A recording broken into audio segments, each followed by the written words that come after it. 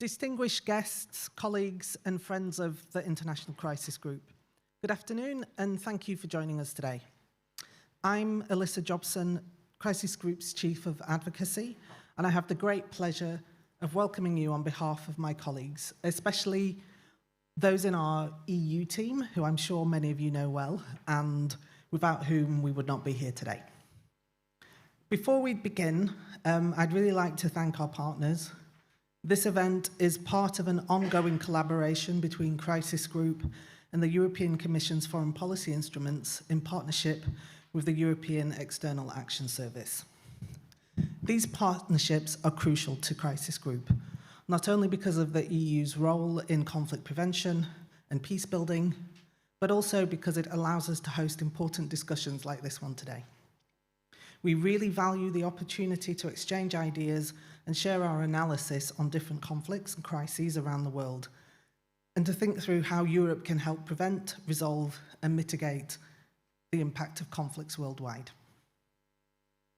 Many of you, I'm sure, already know Crisis Group, but for those of you who don't, we're an independent organisation working to prevent wars and shape policies that can build a sustainable peace. Next year, we're actually going to mark our 30th anniversary, We were founded in the wake of the Bosnian War and the Rwandan genocide to serve as the world's eyes and ears on the ground in conflict-affected countries, to sound the alarm and to press the international community to take action. We cover more than 70 conflicts and crises around the world, and most of our analysts live in the countries or the regions they work on. We talk to anyone involved in a conflict who will talk to us, and we advocate for our sharp but practical policy recommendations at the highest levels. We're here today to launch the EU watch list for 2024, which presents 10 crises and conflict situations across the globe where we believe the EU and its member states can take action to strengthen prospects for peace. It's not an exhaustive list, and I'm sure some of you will point to conflicts that we have not covered. But as always happens, but as I said, this list represents those countries where we feel the EU can make a real difference. The EU continues to be a relevant player in the area of conflict and prevention, from Afghanistan to Venezuela and the places in between. It is needed to shape sustainable peace. However, the global context in which the EU needs to act is increasingly complex and hazardous.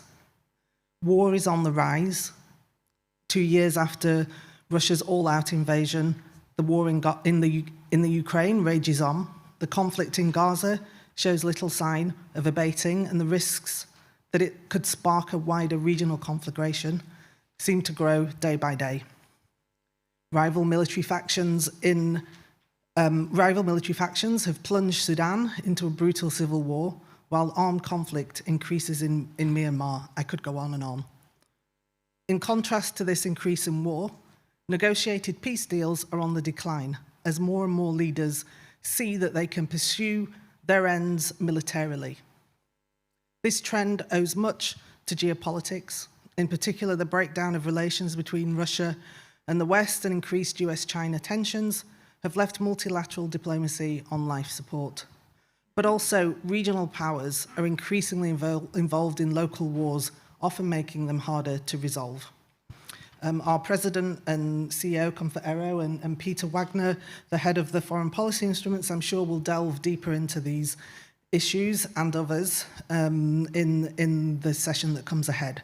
But before we dive into that discussion, I'd like to introduce Cosmin Dobran, Director for the Integrated Approach for Security and Peace at the EEAS.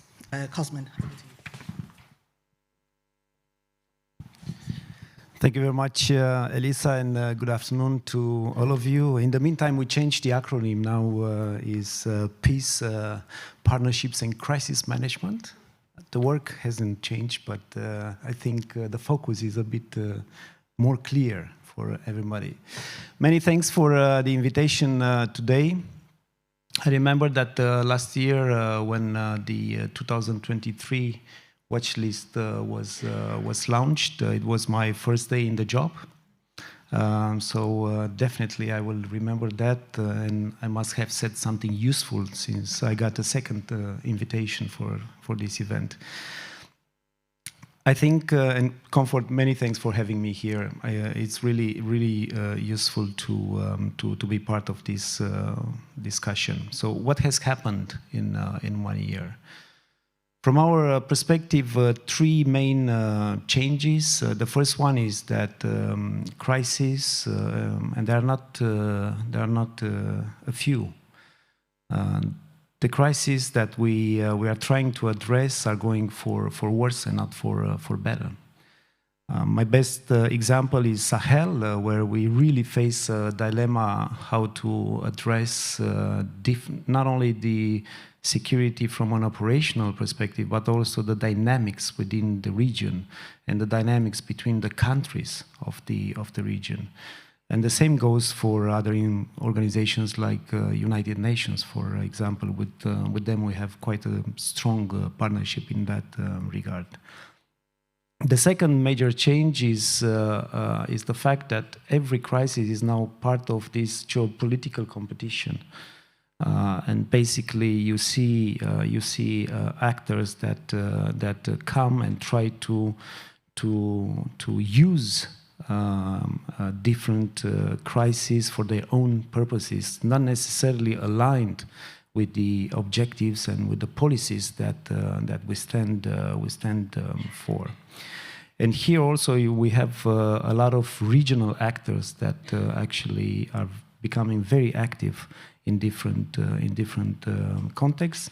Sometimes what they do works in the same direction as the European Union is trying, sometimes not necessarily. And I think this is quite an important element to consider.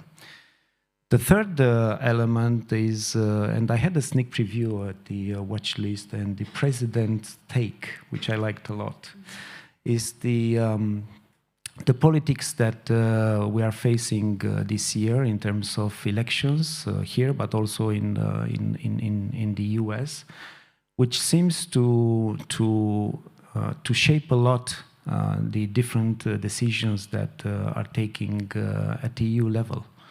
And everybody's looking at the crisis in different parts of the world from this perspective. And obviously, politicians need to do that, but we also have to make sure that we don't forget the populations that live in these geographies, because in the end, the most important added value that we have is the moral ground on which we sit.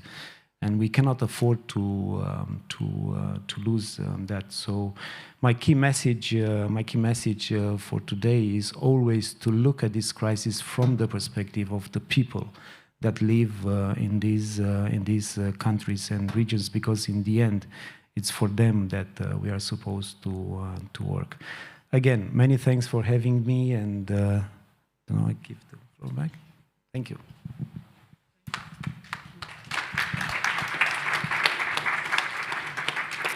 Thank you, Cosmin, and thank you also for bringing in the human dimension there. It's very important, as you said.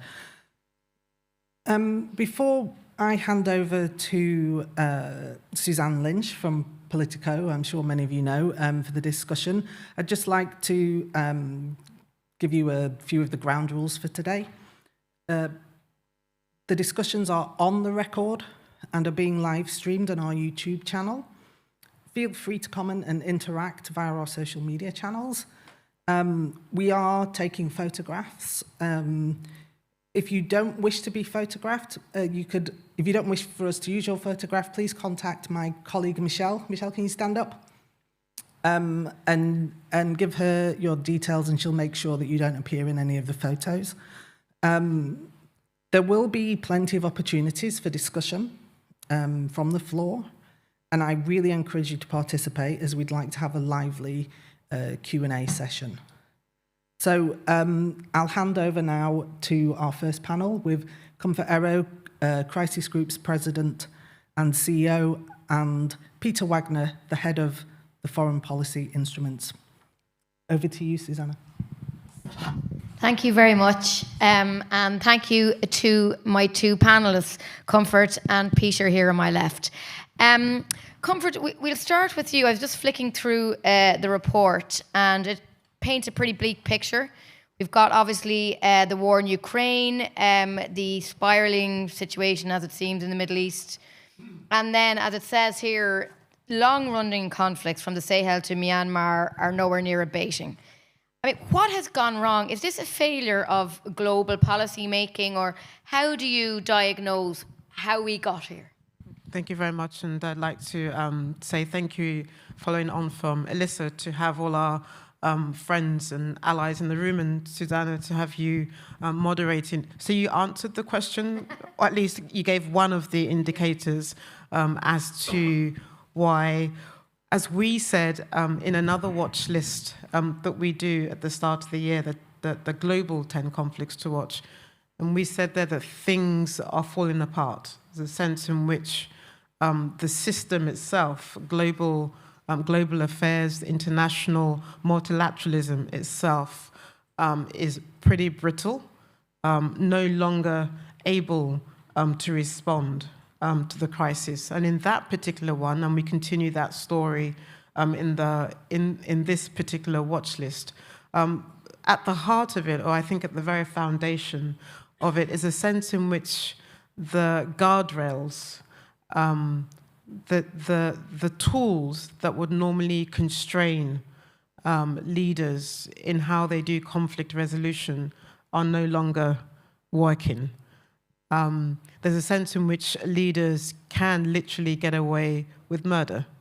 There's a sense in which leaders see using brute force, military hyper-militarization. You mentioned the Sahel.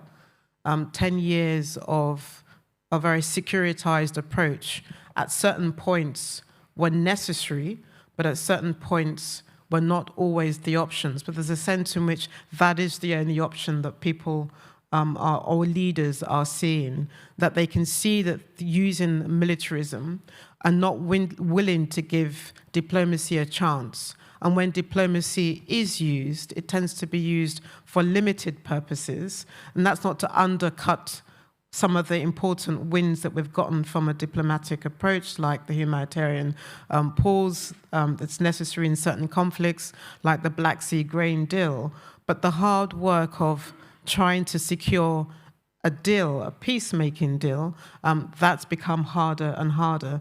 The hard work of trying to generate a political dialogue, getting people to the table, something that the EU itself has been successful at doing, has become more difficult. Why? Because geopolitics itself is in the way. Why? Because we've got great power competition, whether it's West and Russia, as we're seeing as a result of Russia's invasion into Ukraine, whether it's US-China, although I think we're seeing also that slightly diffusing as well. But there's a sense literally in where the guardrails that would normally prevent that is gone, which is why what accompanies our headlines, Susanna, is a crisis in peacemaking as well. I mean, there's lots of, reasons we could point to. When you're saying about the guardrails, I mean, we've got the UN. I mean, that's the foremost body everybody thinks of. Exactly. Are there problems with the UN? Are there problems with the UN Security Council? Is this the problem? Why we can't? The heart of peace and security, the architecture, the mother of all institutions, the UN itself. I'm talking to you at a moment where there's an assault on one of the most important sort of missions that is supposed to be safeguarding civilians, protecting civilians, and finds itself under significant assault, i.e.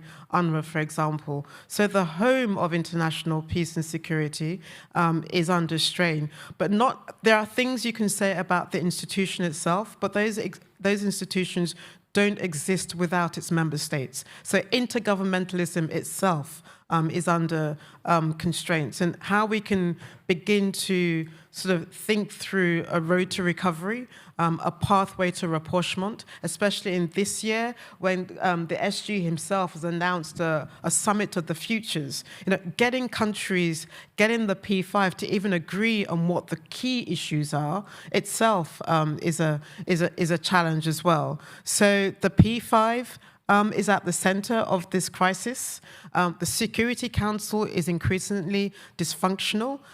If the international system is in crisis, it's a reflection of domestic politics as well. The toxicity, the polarization you see in a number of these intergovernmental organizations is also a reflection of domestic politics as well. So if you do a direct connection, you can see there's a right line drawn between a number of these countries and the system, both internationally and nationally as well. Peter, turning to you, I mean, the EU's role there's peacekeeping in the one, but in foreign policy and international relations generally, I mean, it's been quite a couple of years. We've got war here on the continent of Europe. I mean, has the EU risen to the occasion, or we're seeing a summit happening now. They're gathering outside where the EU 27 can't get together on a package of 50 billion they promised Ukraine. So is the EU able to have a meaningful role when it comes to trying to solve some of these foreign policy challenges?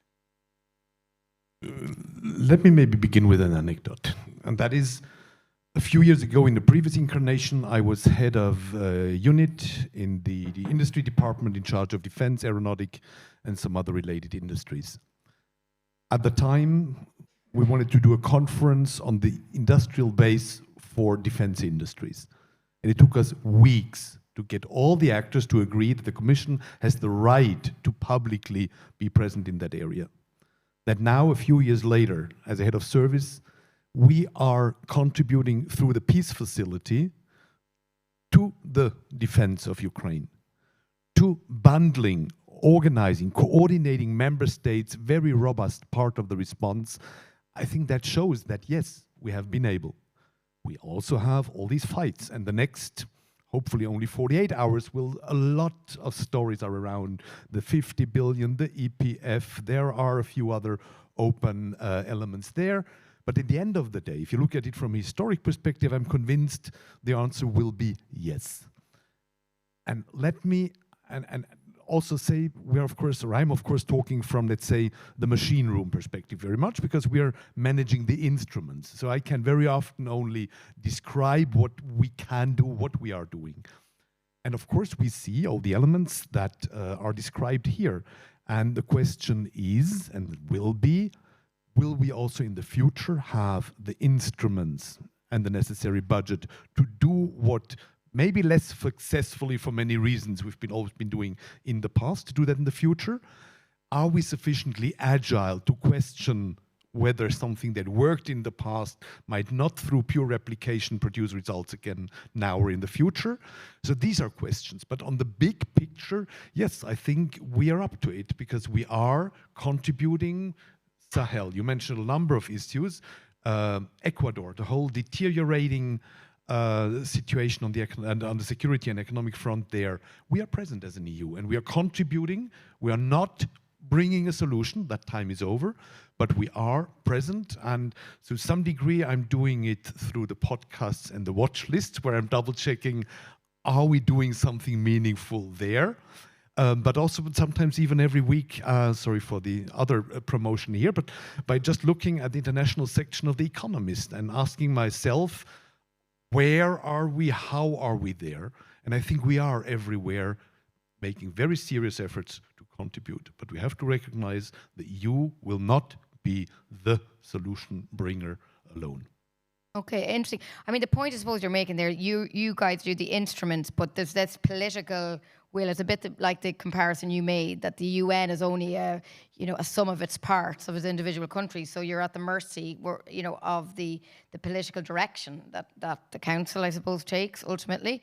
But you mentioned the European Peace Facility, which some people might say is a kind of a misnomer in the sense that the EU had increased its spending and collective emphasis on defence and the military aspect. But is that what you think the EU should be doing? Should it be in the sphere of defence, or should it have a different role when it comes to this kind of international conflicts? Should it be a military response? We're talking about like the EU improving its defence and military. Do you want to but answer do you that, think Peter? the EU? Do you think if you ask me about the use of force, yes, regardless of who does it, I mean, the EU is also the same. This is the same EU that won the Nobel Peace Prize. There's also increasing spending on arms. But as we just heard. sometimes you have to fight to make peace, and sometimes to prevent peace, you also have to use the threat of peace. So Crisis Group is not shy about calling for the use of force when it's necessary. We've been very clear about that on Ukraine. And even as we speak, one of the things that we're asking the EU to sort of think about, especially the contractual process for making sure that the production is at a rapid pace so that we can get ammunition and the necessary weapon for Ukraine. This is an organization that's a conflict prevention organization advocating for the use of force where there's a clear case of usurping of one of the most fundamental principles of international rule of law. Not Western rule of law, but it's an international rule of law, i.e. the act of aggression. And there's a fundamental case to be made, a justifiable one, for why the EU, the member states themselves, have to work very hard and use force in this case. We've been very clear about the red lines, however, particularly about boots on the ground, because the one thing, although we are also saying use force, we're very clear about not having boots on the ground, because what you want to avert is an escalation of that conflict. So while there is concern about what is happening in Ukraine, what hasn't happened is the worst case scenario, which is that conflict has spread in a dramatic way beyond Ukraine, because I think there has been that understanding, even on the Russian side, that they also, despite everything that we're seeing, even Putin understands the gravity of trying to pursue a war that escalates and then forces NATO to engage, because the risk of hitting a NATO country then requires, under Article 5, for NATO to respond. So while crisis group, we understand the gravity of what we're asking for, but we also, and Peter, I saw today, it would be good to get your reaction, 3 member states, an open letter, say mea culpa, we failed on our promise, and one of those key promises was making sure that Ukraine had the necessary defense mechanism and wherewithal to do that. And it's not just in Ukraine that we've made that case, it's also in relation, and we're seeing it in relation to Mozambique, and also in Somalia, and also in Kenya vis-a-vis the Great Lakes. So we're not shy on that issue, but we're very careful and guarded as to where we would make the case for the use of force, especially when we see the gravity of the challenge to one of the more core principles of international order. When you're talking, Peter, about these instruments you're responsible for in the European Commission, I mean, is it, again, and we might get to, which conflict does get priority? I mean, it's probably a political decision. Or do you see your role as, very much a global presence for the EU? Or how are those decisions made? Because they're very important decisions where the EU chooses to get involved in. At the end of the day, they are happening in a political framework, but not every minor decision is taken at a political level. We very much agree between the services involved, the External Action Service, and of course we have our political masters, the college, the commissioners, the high representative, depending on the topic. Where do we engage? Very often we are very prudent readers of the European Council conclusions. We get our orientations there. We get them from Foreign Affairs Council. But it's not that we have to prepare something, go back and forth, and go into the negotiations. That's on some of the instruments definitely the case. That's how the EU, for example, sets up its mission, be they civilian or military. There we have a completely different framework. But, and that's why I wanted to make that point. Now, the peace facility was the EU's decision taken about 7 years ago and then delivered through to give itself an additional instrument in this whole range of instruments that we are having. And that's what I would call a more robust one than what we had until then. And I think what is very important there is into 2 directions from there. Firstly, this has not been to the detriment of any of the other activities. This is an off-budget instrument where member states outside the EU budget, where our budget for all the rest remains unchanged or was benefiting from the increases that we generally had. Member states made the peace facility in addition of budget. It's not EU budget for a number of reasons. And on the other direction, even in the case of Ukraine, let's also keep in mind, and that's why was Europe able to react. This was originally set up to accompany work that we are doing through training missions, through training soldiers abroad. And we saw they need very often very basic equipment, because the majority of what we are doing, and if you exclude Ukraine, nearly everything that we do is non-lethal. It's basic communication equipment, personal protective equipment, to allow those armies to be ready to fight the fight that they have to fight. Now, what we were able to do, and that's again, I think Europe was able to react to the challenge, within 72 hours, we were able to translate that instrument that worked in a completely different, longer-term logic into an instrument that allowed us to reply in a very meaningful way to what happened with the full-scale invasion of Russia into Ukraine. Now, all the other elements could and should we have done other things more and earlier, scaling up defense for member states, by the way. We probably forgot Germany. And they're so easily forgotten in that context. No, but all of that is true, but we were able. And again, and maybe it is very important to not have this discussion after mentioning the peace facility, all our other instruments on mediation, on conflict resolution, the work, the support that we are giving to the UN. We're one of the biggest contributors structurally, but also then through projects that we are implementing jointly. We are staying on that track as well. And I think that is what made us rather rounder, more comprehensive. And if we are able to also steer politically, that we remain meaningful. I suppose, and one of the points at the beginning of the discussion about the EPF was there was a fear in some countries that it was kind of being used up, I suppose, for the Ukraine issue, that was supposed to be more of a longer term thing. But I suppose it's a resources issue in a sense. You can't do everything. But, you know, that it was supposed to be for Africa, for example, or that these other conflicts would get kind of sidelined because all this money was being used up for this, and maybe it should be done maybe more bilaterally or something. That is a discussion which they will for sure have, and what the article, I think, also indicates. A number of them wants to do more, faster, in their understanding, bilaterally. And defense is very much a very national issue, so you need to go on many tracks. However, and that's very important, to not only say that we have not deviated money to weapons rather than peace building, we have not deviated any money from other continents to Ukraine. It has happened to a marginal degree, of course, but it's not deviation. The crisis response reacts to the immediate crisis. And if the immediate crisis is here, then we react here. But on the structural element, I was surprised because we were worried in the institutions of this question of deviating, giving the impression to deviate.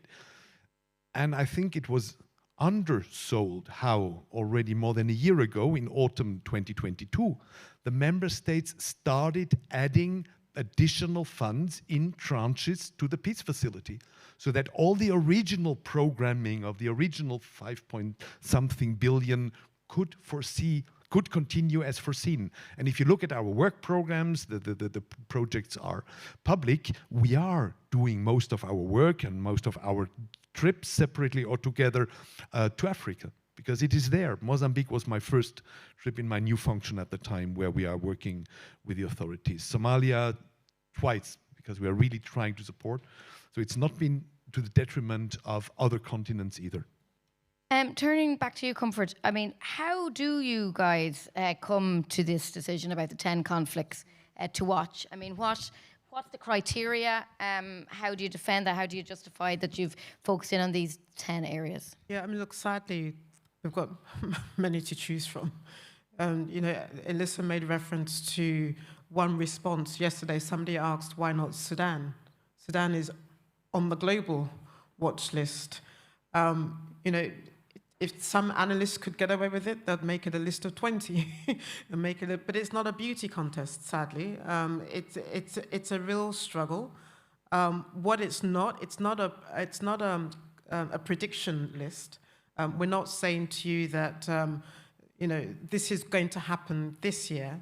It precisely is 10 conflicts where we think the UN needs to pay attention, where we see the UN has an opportunity to change the course, to make a difference, to influence, to shape, where we believe that the EU has a leading role to play, but it's also where we see dangers ahead as well. And it's why we call it 10 areas, 10 issues, 10 conflicts to watch, the dead list of conflicts. So we could have chosen any number of them, but for this specific list, unlike the global 10 conflicts, it's where we fundamentally believe that the EU can shape, nudge, influence, or needs to up his game in certain places as well. I mean, one thing, of course, is the Israeli-Gaza war, and you call for a number of things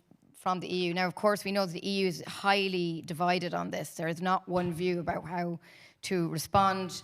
And I notice even the terminology is containing the Gaza conflagration, which I know, you know, even the words there, I mean, you're calling for a few things here, like a ceasefire, an immediate ceasefire. That's not something that a lot of EU countries, not all EU countries agree on. I mean, are you worried here that you are kind of quite controversial in some of the things you're asking the EU to do here on the Israel-Gaza? Absolutely not. If you want to, and let me step back a bit. When the 7th of October happened, I actually happened to be in a meeting of former foreign ministers in Copenhagen. And these are the top experts, so all women, all of them were women, but top experts. Everybody was dead silent in that room because everybody was shocked. I mean, yes, there was tension already in the region. Yes, we saw the escalating numbers in West Bank. We saw also the tensions in Israel itself, the challenge to Netanyahu's only leadership. But nobody expected what happened on the 7th. But as soon as that happened, and you should not be surprised because this is the essence of Crisis Group, we warned about what would happen if this situation was to get out of control.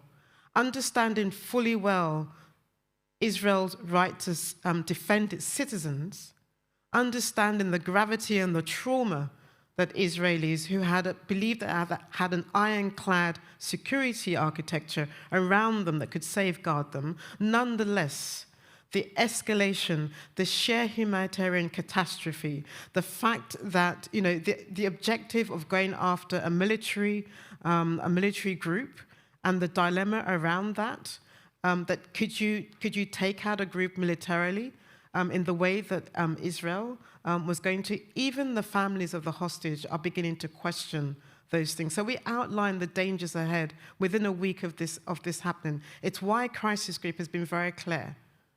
On the 18th of October, when Biden was flying out of Tel Aviv, on the day when the very first veto was rejected by the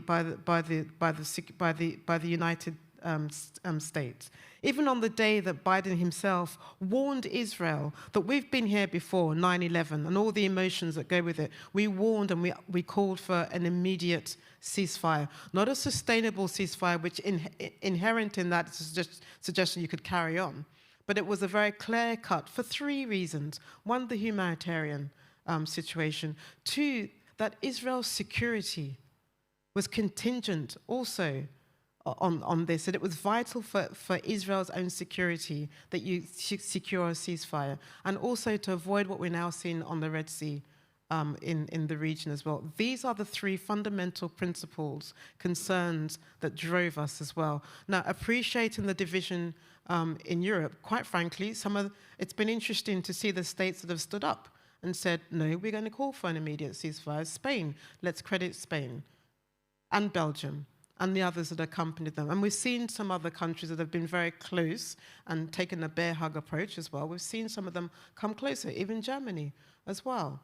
So I think if Europe also is a friend of Israel, it needs to also help Israel think through about how, knowing full well the dilemma it faces, I think even Israelis themselves are beginning to see that the objective in which the government outlined at the beginning is not working, unfortunately.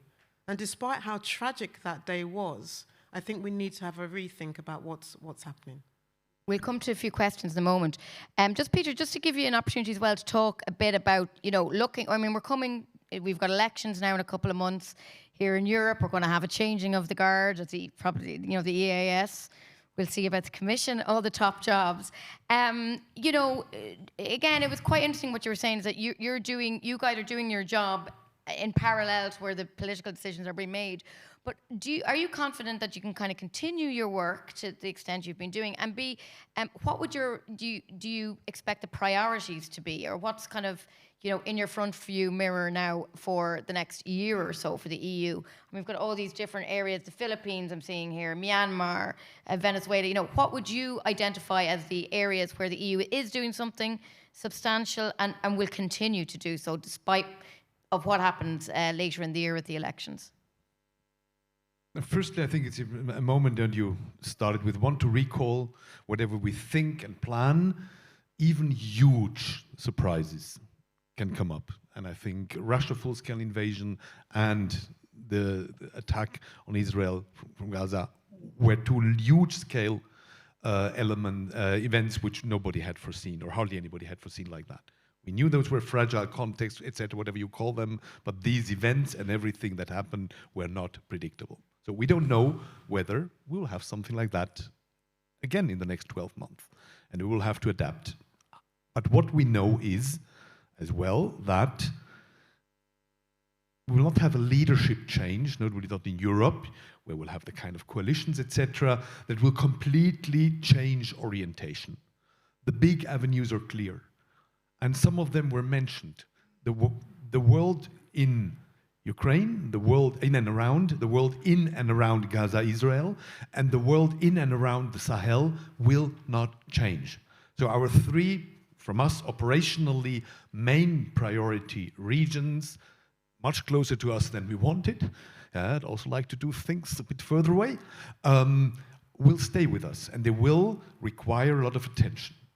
As I said at the beginning, second element will be to be prepared for new elements, and that's why we work with analysts like the Crisis Group and many others, but we also have to continue with, where there are conflicts going on, to continue looking for solutions. So we have mediation efforts, and you don't always talk about everything that you do, going on in many parts of the world. And we will continue funding those. And if we think that there are openings elsewhere, if I stay now away of what I would call the big three at the moment, we will continue doing that. So I think for us, that is relatively clear. The challenge will really be then on the question of, will member states continue on these axes to stand together, to find the compromises about which you can write a lot in newspapers, but that which at the end of the day have been European reality at 15, at 20-something. That's part of our bread and butter. But we don't think that the big axis of what we do will really be challenged and changed if there are not other big, huge, unforeseen elements happening. Interesting, very, very good point. And that balance of knowing what's coming down the line, but also being prepared and for what you don't know what's coming. Now, I'd like to open up for some questions if anyone wants to jump in. We have a microphone here. And you can introduce yourself as well. While we're waiting for you to gather your thoughts and fantastic questions, Comfort, just getting back to you, just mentioned the Sahel. Let's just focus on that one in particular, the Sahel region. And again, I mean, it's something, obviously France, one of the biggest countries here in the EU, has had this historic interest in it. I mean, do you worry as an organisation that to take that conflict, for example, is going to get forgotten about, that the focus shifts, and that it's very hard to keep these on the agenda? I mean, is that a challenge for your organisation? The leaders themselves in those countries, every single day there's a new development that just you sit back and it's breathless. I mean, this week it was the retreat of 3 of the member states from the region, the regional body ECOWAS. So that's a headline in itself. And I was talking to our deputy director in terms of, you talk about sort of what the next big conflict it's going to be, and just asking, Ronaldo and I and Alyssa were trying to figure out how we sort of rethink relationships, not just between France and the region or the EU and the region, the contest also between these 3 countries, it's also with itself and the region as well. So we're in for quite a dramatic shakedown in the region. But on this one, and in some of the other conflicts, even though the region is staring down at France and Western countries and itself, this is one of those more sort of complicated conflicts, and we understand the dilemma that the EU and France and others face. But where we actually say that the EU, because of the good work that it's done, and because the UN is not just about one country, we actually believe that the EU still can play a role, and that the key here is to keep the door open, and to continue a level of engagement, that they haven't completely turned their back away from the international community. It does matter, and we've said this both publicly and privately, it does matter who represents the EU in certain places in the world. But I think what's crucial in terms of redefining what the future looks like for the EU in the Sahel is that the EU itself has to get itself in order in terms of its own understanding of what stability looks like in the Sahel. When there are different views, different opinions of what stability looks like, and it's not just specific to the EU, we have the same dilemma in Sudan. But when you have varying views of what security ought to look like in the region, that also opens the door to a number of crises as well. But this is a region that's in flux. This is a region that has fundamentally changed over the last 30 years. The ECOWAS that we all engaged with 20, 25 years ago is not the ECOWAS of today. The big regional leader in the region itself is lost at sea, Nigeria, a country of my origin. It's punching below its weight. It's offering no strategic direction. The fact that Niger could stand down Nigeria says a lot. So it's not just the EU that's lost at sea, but the region itself. The poster child of Africa, peace and security is in crisis. And given the amount of investment the EU has made in ECOWAS, I think the most responsible thing that the EU could do is to help ECOWAS rethink and reset its own peace and security architecture. It is the poster child of peace and security on the continent. The African Union defined itself through ECOWAS. All the other regional bodies did the same. And I think we owe it to ECOWAS to help it rethink its own future, because it is in a crisis of its own, and some of it of its own making as well. Interesting. Just, I mean, maybe you could give us a sense of what kind of work the EU is doing in the Sahel, but broader Africa, how much of a priority it is, some example of these instruments that you are pioneering there. Peter, I don't have my maps with me because I'm pestering my colleagues to show that there are certain regions where all our instruments are present. And if we take now the Sahel plus minus in the one or other country, we are doing, and I'm talking now the FPI instruments, not anything that is happening under the partnership instruments in addition. From our instrument, we have in most of the countries in the region some kind of crisis response and mediation activities going on. That can be working with local minorities, that can be working with local conflicts, which are very often around water, that can be very often border conflicts. We then have in all those countries kind of engagement with the EU programs. They're all part now of the EU Visitors Program. We try to have programs where we try to support the building and development of a civil society, working a lot with the youth. So all these softer, as I would call them now, if we go for up the ladder, instruments are there. Can give you more examples. The second layer I would mention is we have in all these countries civilian missions. So we have been engaged with them in the wider and very hands-on domain of the rule of law. That's the purpose of the civilian missions, training towards civil security sector reform. That we have present there. At the moment, the situation is changing, but that's another instrument that we've been there. Then we have training missions of a military nature, which are outside the Commission remit, but we have training missions as an EU in military there in Mali, still present. And we are, to a number of them, not in the 3 countries that we stopped all of that, but we did it, for example, in Niger quite a lot before.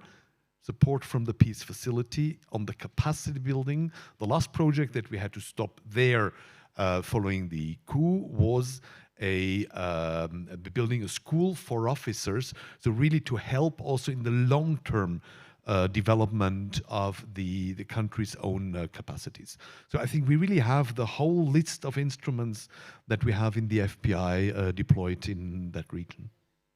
Susanna, can I just say something? Because, our name is the International Crisis Group, but I wanted to underline a point that I made earlier on about where we see opportunities.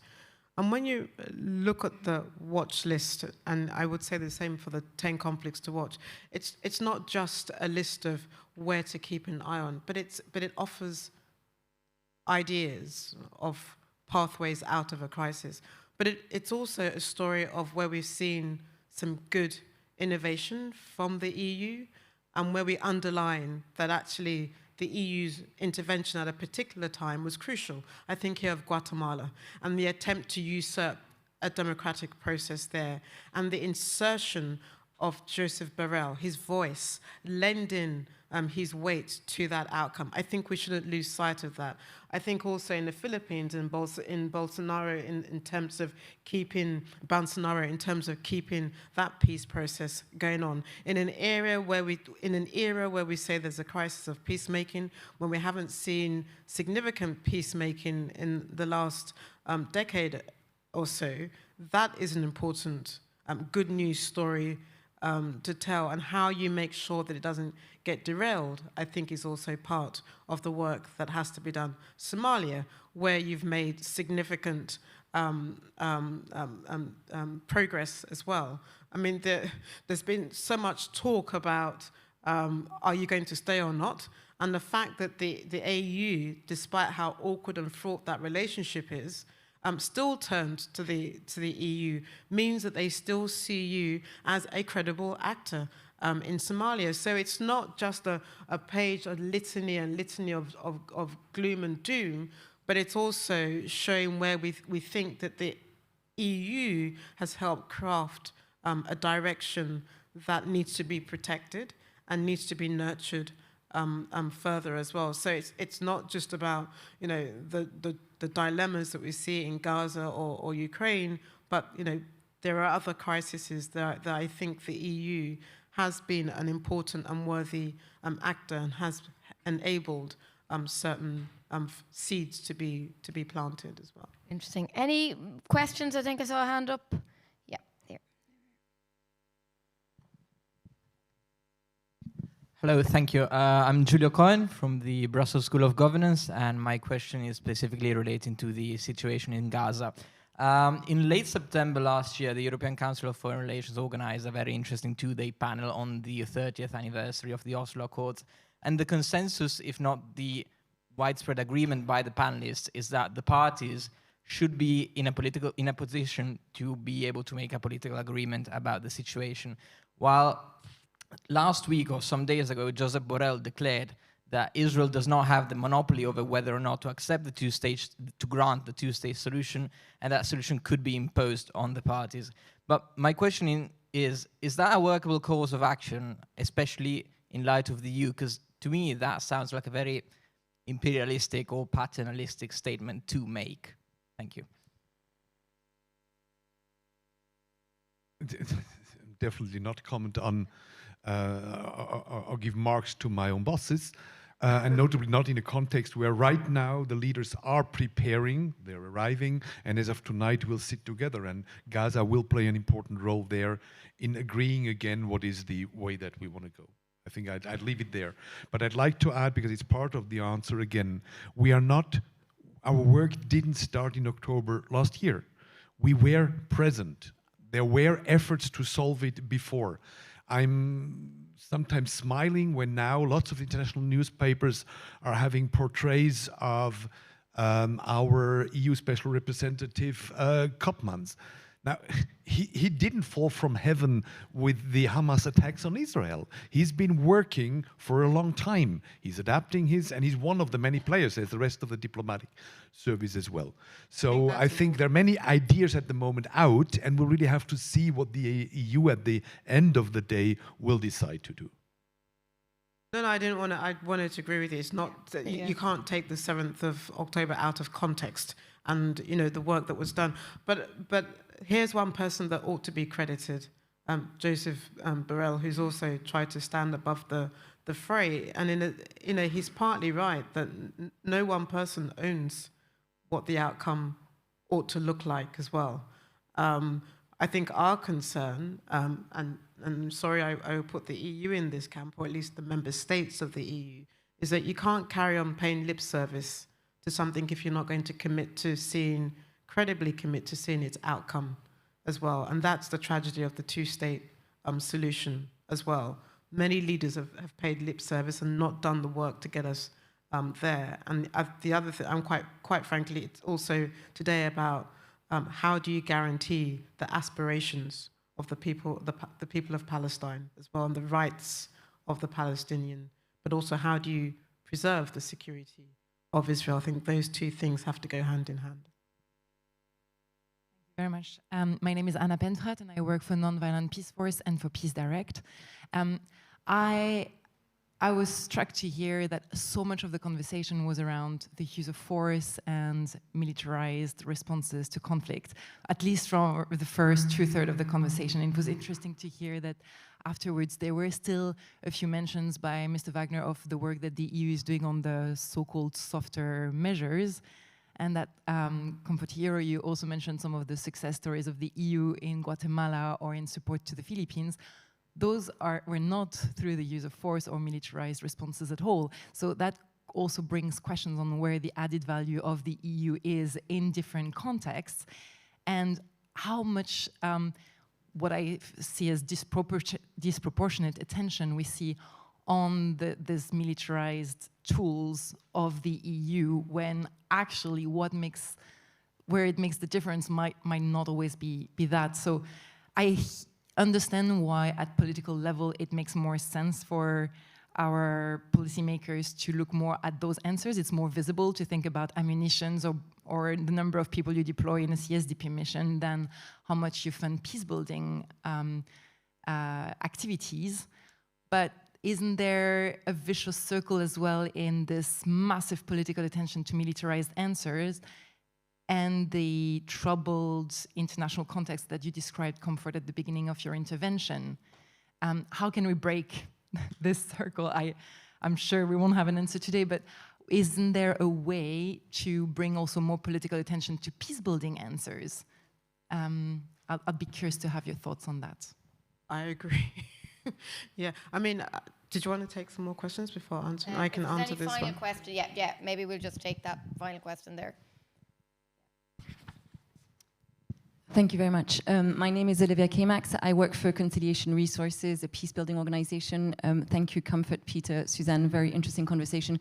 I wanted to, since there's been a lot of focus on the geographical aspect, perhaps bring in the thematic aspect also and ask Comfort and Peter whether you see specific areas that you think are specific risks that the EU should be focusing on. I'm thinking namely of the pushback on gender and the consequences of conflicts around the world on gender equality and how that might cause more of a risk in the future, but also climate change, both of which I think are priorities of the EU. So I just wanted to throw that also. Thank you. I was just doing a quick count of looking at the conflicts, and it's about an even split where there's a direct use of force and where diplomacy is working, but also facing a lot of constraints as well. I mean, I go back to what I said at the beginning. There's a sense in which the system or the guardrails, the constraints, what would usually deter leaders, is no longer working. When whether it's Armenia, Azerbaijan, in the week the leaders were meeting at the General Assembly, Baku went for it in terms of reclaiming Nagorno-Karabakh. The usual country that would constrain or restrain, and would be the peacemaker in the region itself was having its own crisis, i.e. Russia is fighting a war in Ukraine. So, a country like Azerbaijan looks around and sees nobody's going to constrain me, nobody's going to restrain me. The international community itself is under a lot of strain. Nobody has the bandwidth or the capacity to prevent me from doing that. You see the same thing in Ethiopia, a victor's peace in relation to Tigray. And then Abiy himself begins to see that, well, I can sue for conquer in a number of other crises that are happening. You look elsewhere, the same what we're seeing with Israel, Gaza as well. So and you see it with the Taliban as well. No ability to roll back that effort by the Taliban. So those are the high profile, but it's not the same in all the crises that we're looking at. Venezuela requires very sharp diplomacy. The same with Guatemala. And even now today, even in Somalia, there's a lot of work that needs to be done in terms of the political agenda to underpin some of the gains that we've seen with the government. I think it's a delicate balancing act in the Sahel. The coup leaders are using the very same instruments that they criticize, a very securitized approach to deal with the crisis as well. So it's a mixture of both. But quite frankly, diplomacy is under serious strain. And I think that is the challenge, and how to preserve the space for just the basic deal making is the challenge that we see today. And to Olivia's question, well, credit to Peter, because it was Peter who held an important roundtable at the Paris Peace Forum, where you brought women combatants and peacemakers to the table to address the challenge of sort of gender equality, but also the harm, the abuse and the violence against women, but the role that women can play in peacemaking. So I turn it over to you, because I thought that was a very good example of Olivia's question. Final thoughts to you, Peter, about that. I mean, about this thematic yes, but issue. first, to the two questions. Yeah, 2 questions. The first one, I think we're all talking about the same situation, and that is, if we might have spoken a few minutes more about the one or the other instrument, my key message was and is, we have a broad range to which we have added an instrument like the peace facility, and we have, unfortunately, to use all these instruments. None of them has lost relevance, importance, demand. So the way how you then see the balance between them might be an issue a bit of who you're representing, where you're coming from, but I think none of us would question the overall description. You need all the instruments in the current world. On the kind of thematic issues, Cosmin, who had to leave earlier, mentioned one already, that is people. I think in all these conflicts, the suffering of people, the situation of people is somehow, including in media reporting, etc., about it, beyond the sensational elements at the very beginning, easily forgotten. So that's the first part, and that gender is part of that, where I would agree on all the different dimensions. A second element is, and also there, Comfort, you went already in that direction, I would call it the loss of importance of the rule-based action and order. We had a very, you referred to the Paris Peace Forum, a very unpleasant panel on that at the very end of it, on which they pulled me in the absence of any other EU representative. It was not the most pleasant one, but it's a discussion which we have to have and which we have to be aware of. And thirdly, I think we have to continue looking at and increasingly looking at technology.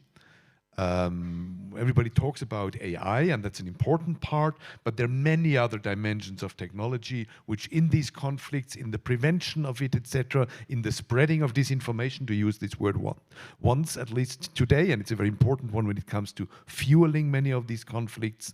So on the tech side, I think there's still a lot of work to be done, because those who are against peace and stability are, that's my impression, very often a bit more advanced on it than us who try to defend it.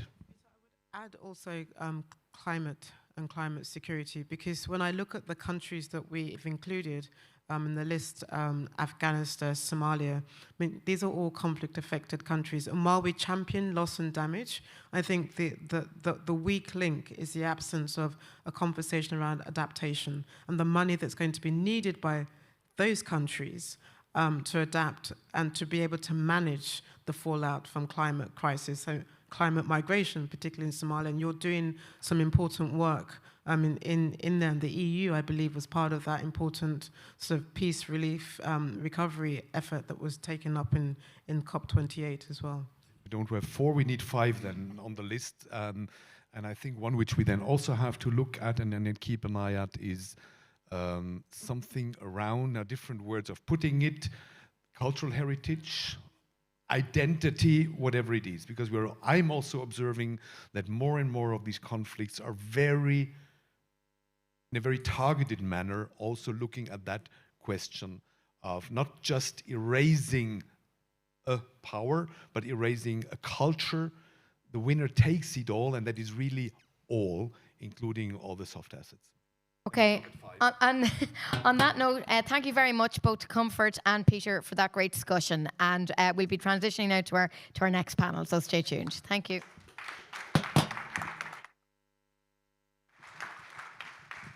Please stay seated as we do a little shuffle here with the chairs.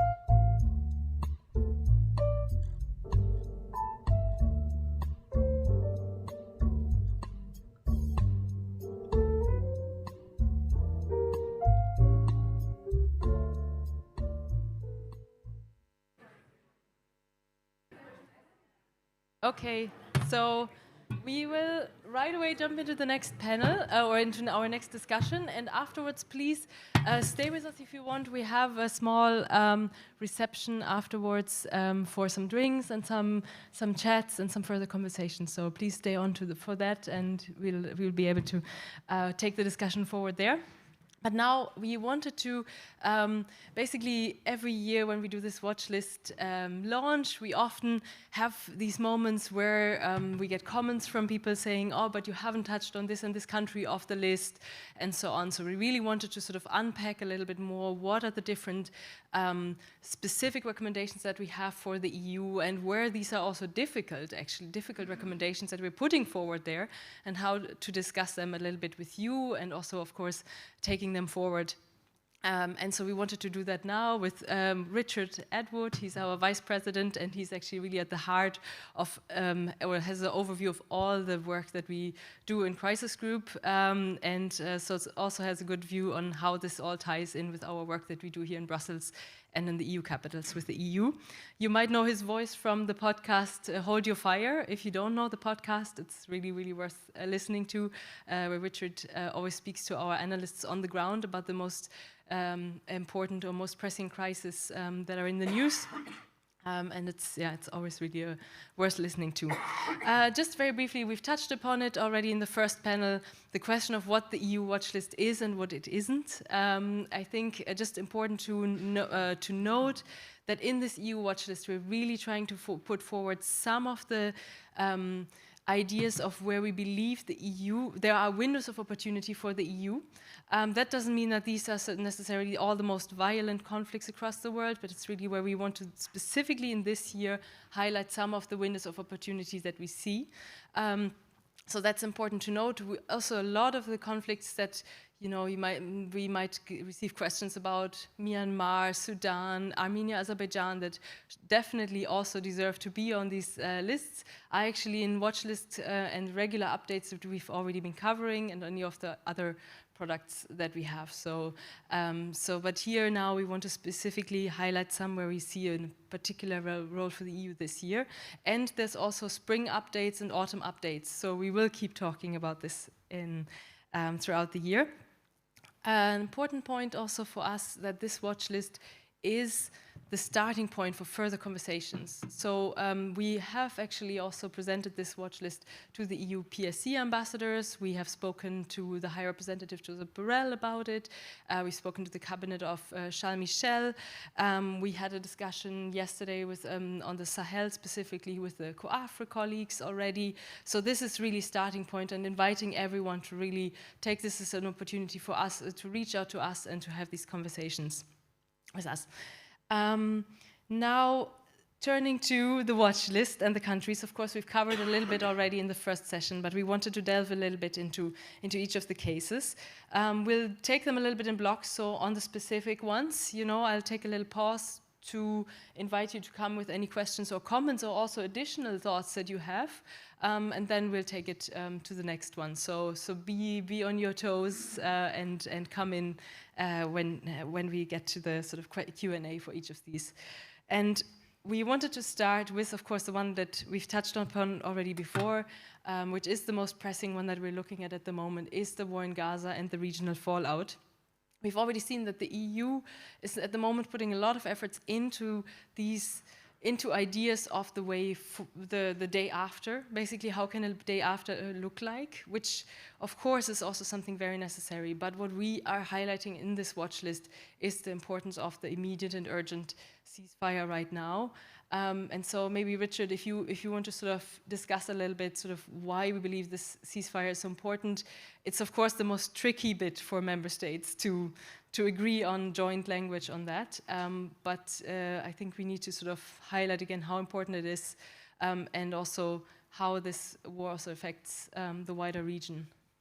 Very good. Yeah. Can people hear me okay? Yeah, good. Okay, so first of all, I should say thank you all very much.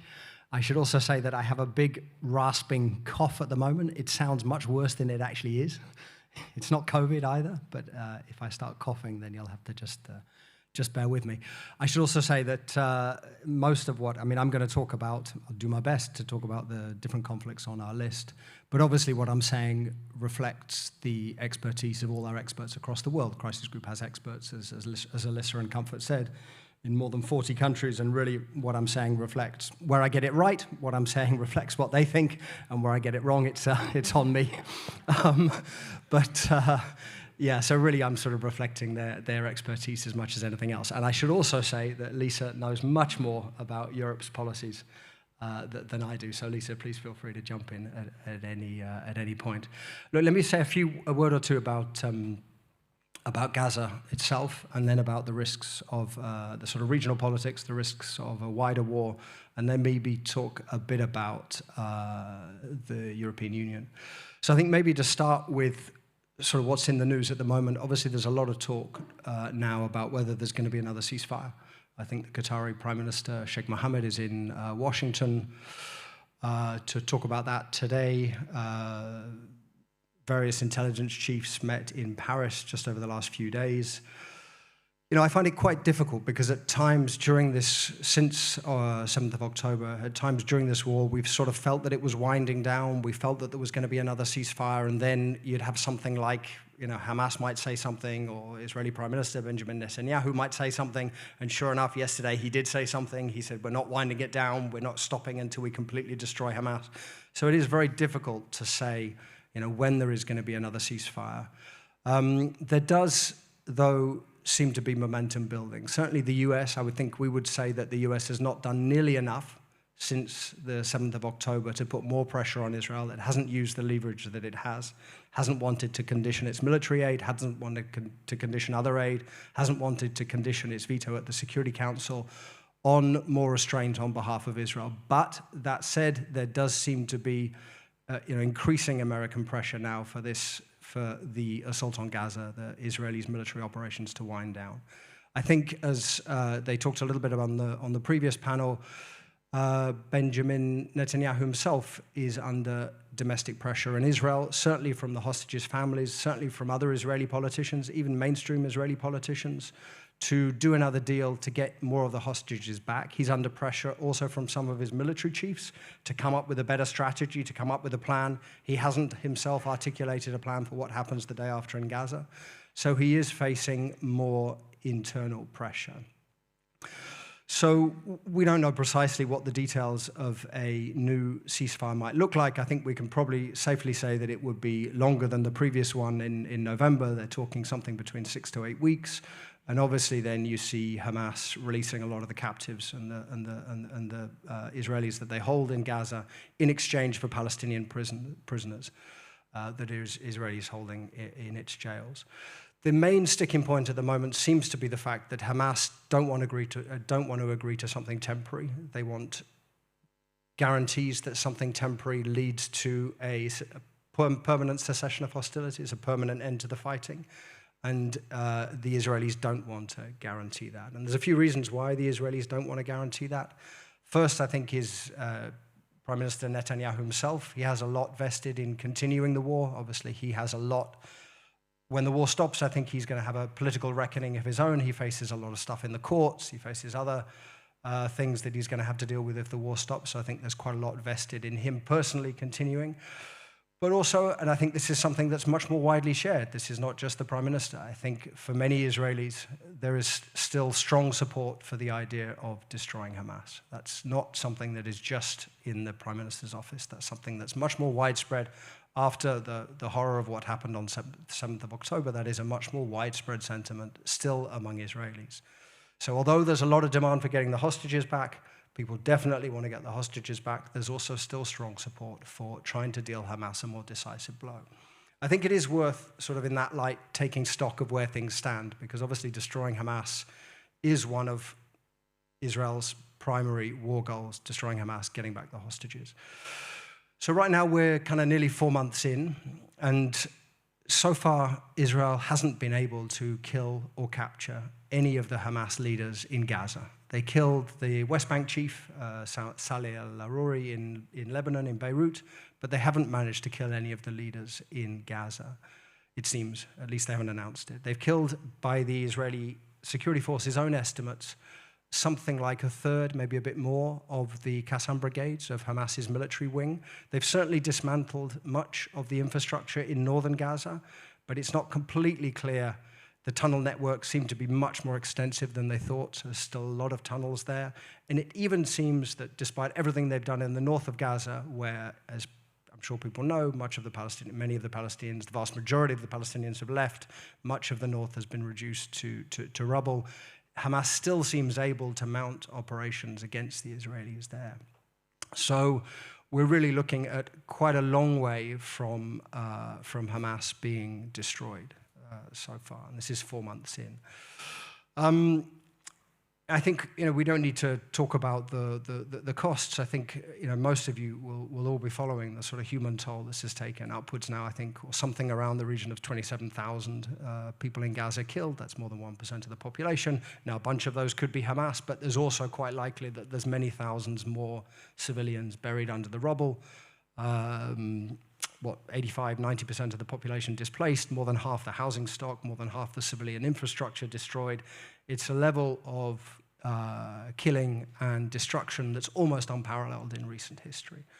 So the goal of destroying Hamas, the attempt to destroy Hamas, has come at an enormous, enormous cost for the people of Gaza. And I think when European leaders, or when we're asked, is calling for a ceasefire controversial, I think it may be controversial in Europe, but it's certainly not controversial in the rest of the world. In some ways, what's controversial to the rest of the world is why Europe hasn't called for a ceasefire. It may be controversial in some European capitals, but for the rest of the world, I think most of the rest of the world is watching aghast at why Europe hasn't been more vocal.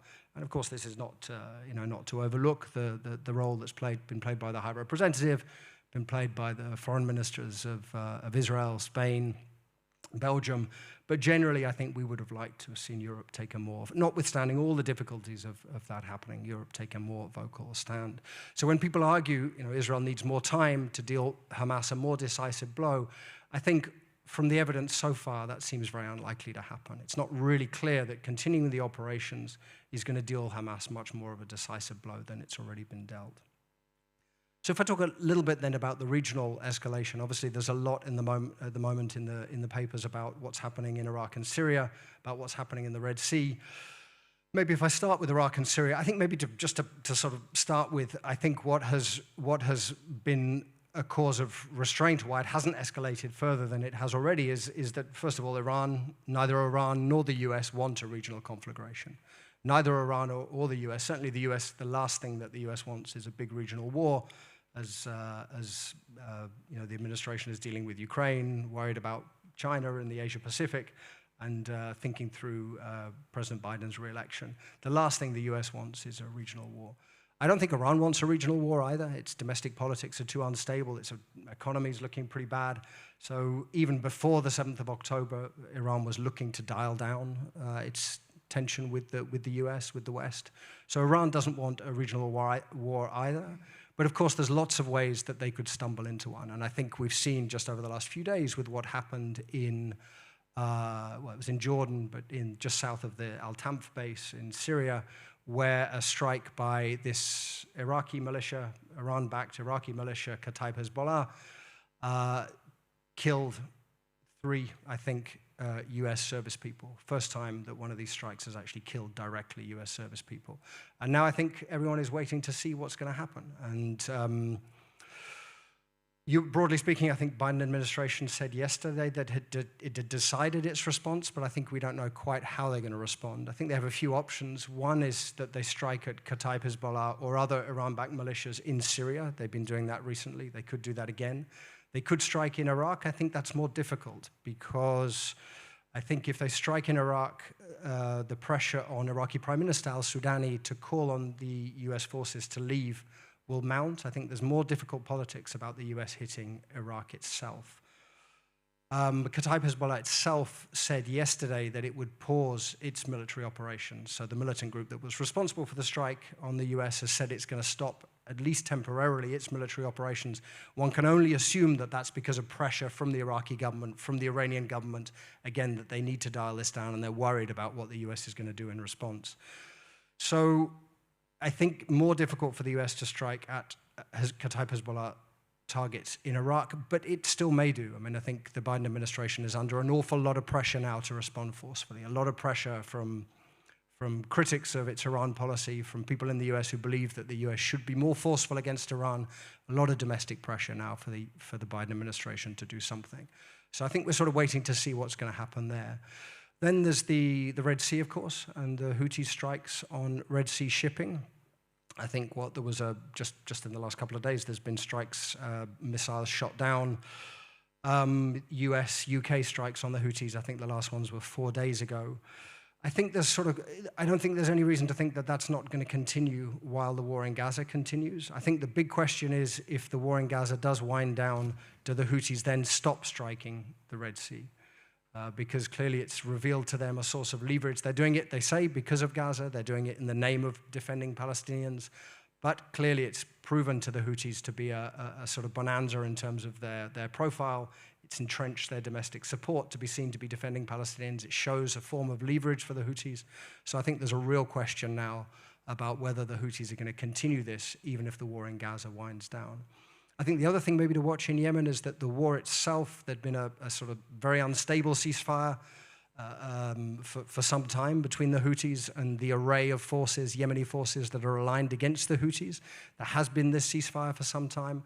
We don't get any signs yet that that's going to break down, but I think the longer the Houthis are hitting people in the Red Sea, hitting shipping in the Red Sea, the more of a temptation there's going to be for outside actors to start getting involved again against the Houthis with some of their enemies in Yemen. And then you could see the war, which again was a devastating war only a few years ago, the world's worst humanitarian crisis. I think we would be worried then that would sort of tip it back into full-scale fighting. So I think those are sort of what to watch there. And just because we were sort of moving to the next or moving on. I think the one also when we look at the sort of regional fallout, the one country that we wanted to highlight in the watch list as well is of course Egypt, being sort of in a very tight spot there, already having struggled with the war in Sudan before, and with the cost of living crisis, high inflation, and now this the Gaza war right at this border, and we see there's a lot of interest from the European Union in the stability of Egypt. They're looking at a comprehensive, more partnership with Egypt. So this is interest from the EU to stabilize Egypt really, and so we wanted to also flag that the EU there has an opportunity to work specifically on that part of the equation. Maybe we'll talk very briefly on that, and then want to kind of see if there's any more specific questions on this, and we want to also move to the next ones, as we have this claim to hopefully touch on all the 10 conflicts. No, very good, and good to keep you disciplined. Sorry. Exactly. So yeah, I mean, I think maybe just to end. I mean, obviously, Lebanon and Hezbollah is the other big worry, and I think in some ways that's the most dangerous flashpoint, simply because if Hezbollah does get dragged into a war with Israel, Hezbollah has far more weapons than it had a few years ago, 2006, when they fought the last war. Can do some real damage to Israel. Obviously, Israel can do an enormous amount of damage to Lebanon. I think we would see that as probably the most dangerous. Hezbollah is now up against the Israeli border in a way that it wasn't some time ago. I think there's certainly some voices in the Israeli political military establishment that don't see that as a tolerable situation for Israel and certainly would like to do something about that. And I think the hope is that Hezbollah can be persuaded diplomatically to pull its forces back from the border and avoid some sort of escalation there.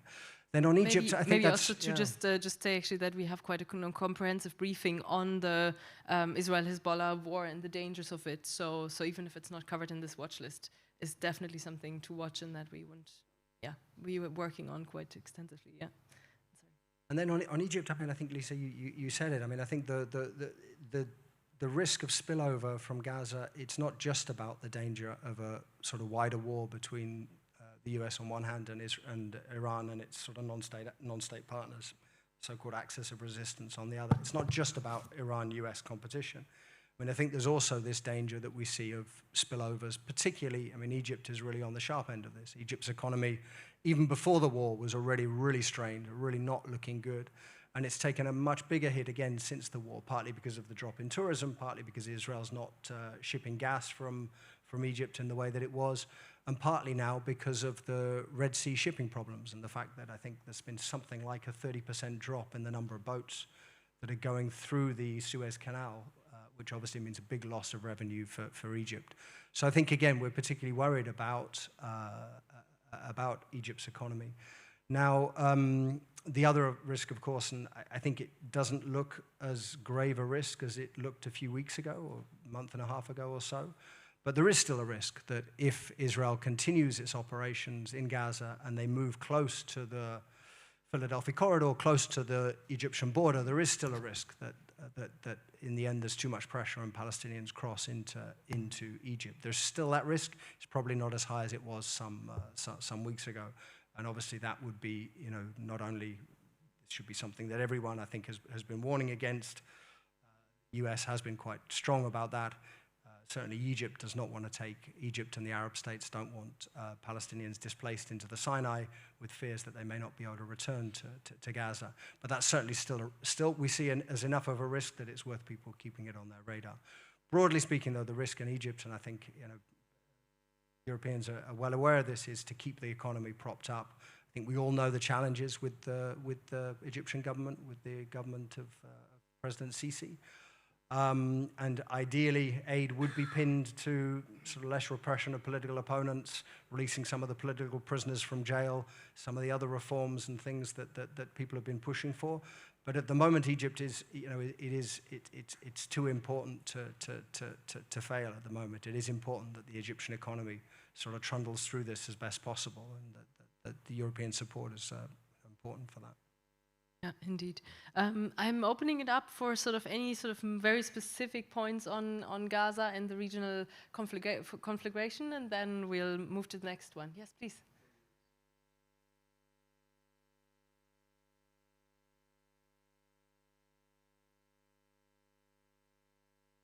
Right. Anyone specific? There's maybe a hand over there. Yeah. Okay, sorry.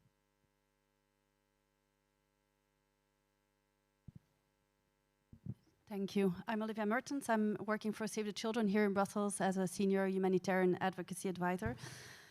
Regarding the call for the immediate ceasefire, I was wondering how, according to you, the ICJ ruling with the provisional measures will impact the willingness of member states tomorrow or in the next weeks to come to a new joint position actually on the ceasefire.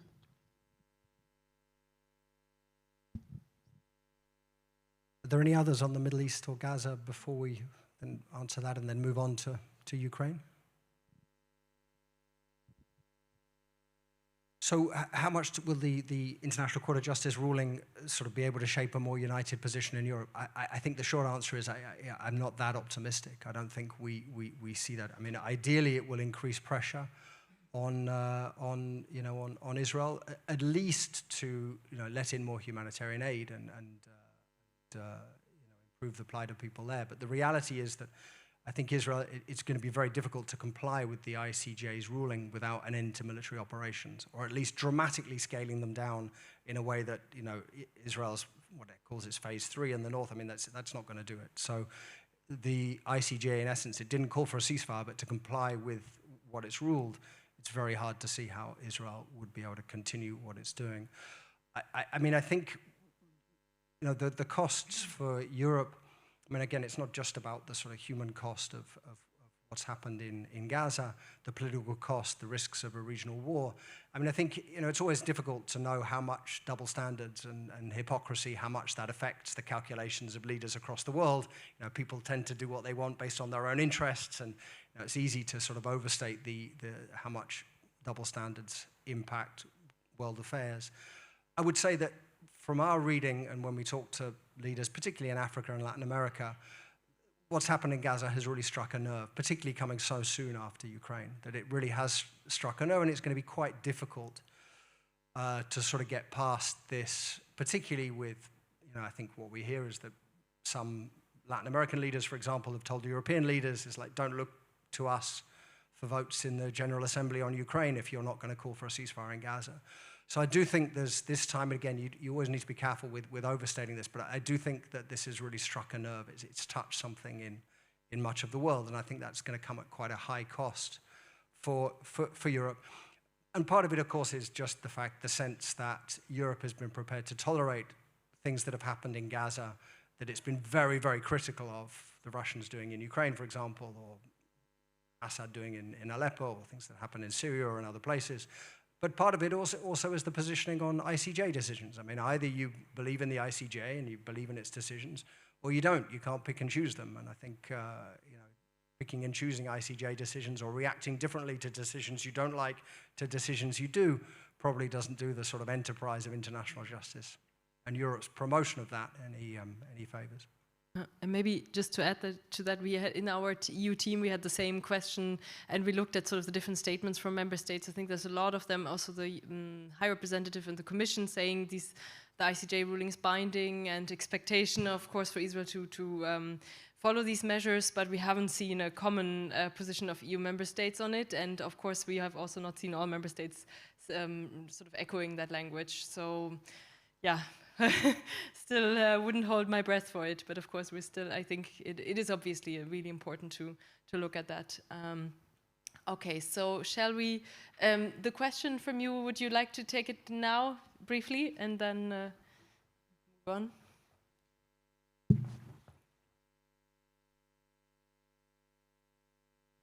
Thank you very much.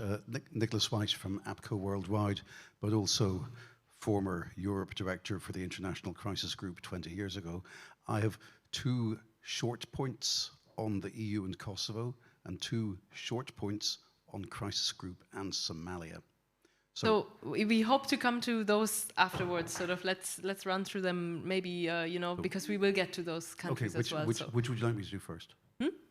Are you so we're going through different countries. So then you can come at that moment, maybe. So we don't go sort of out of order, if you don't mind. I can wait. Yeah, thank you. Just so we will get to them, promise. And we will sort of speed up a little bit in terms of maybe we knew that Gaza would be one that we would touch on a bit more because it is so important, but we'll go through the other ones and there will be the opportunities to ask for these ones. Wanted to turn to Ukraine. Of course, that's the one that's the talk of town as well here in Brussels now with the European Council coming up. Maybe important also in light of the questions that came earlier, I think there's 2 aspects to it. There is, of course, the military aspect of really making sure Ukraine does get the support it needs on the security and military end. But we are also, as Crisis Group, putting forward the notion that this war will not end on the battlefield and that there are, that political settlement ultimately, of course, on terms acceptable to Ukraine is still sort of the most likely way we see probably this to eventually, not now, but in the future, potentially end. So these two aspects. Of course, the second one, we often hear from member states that they do not want to discuss this and talk about it, but for us as crisis group, it's important to discuss both of these, the military as well as the sort of more like political settlement side of it.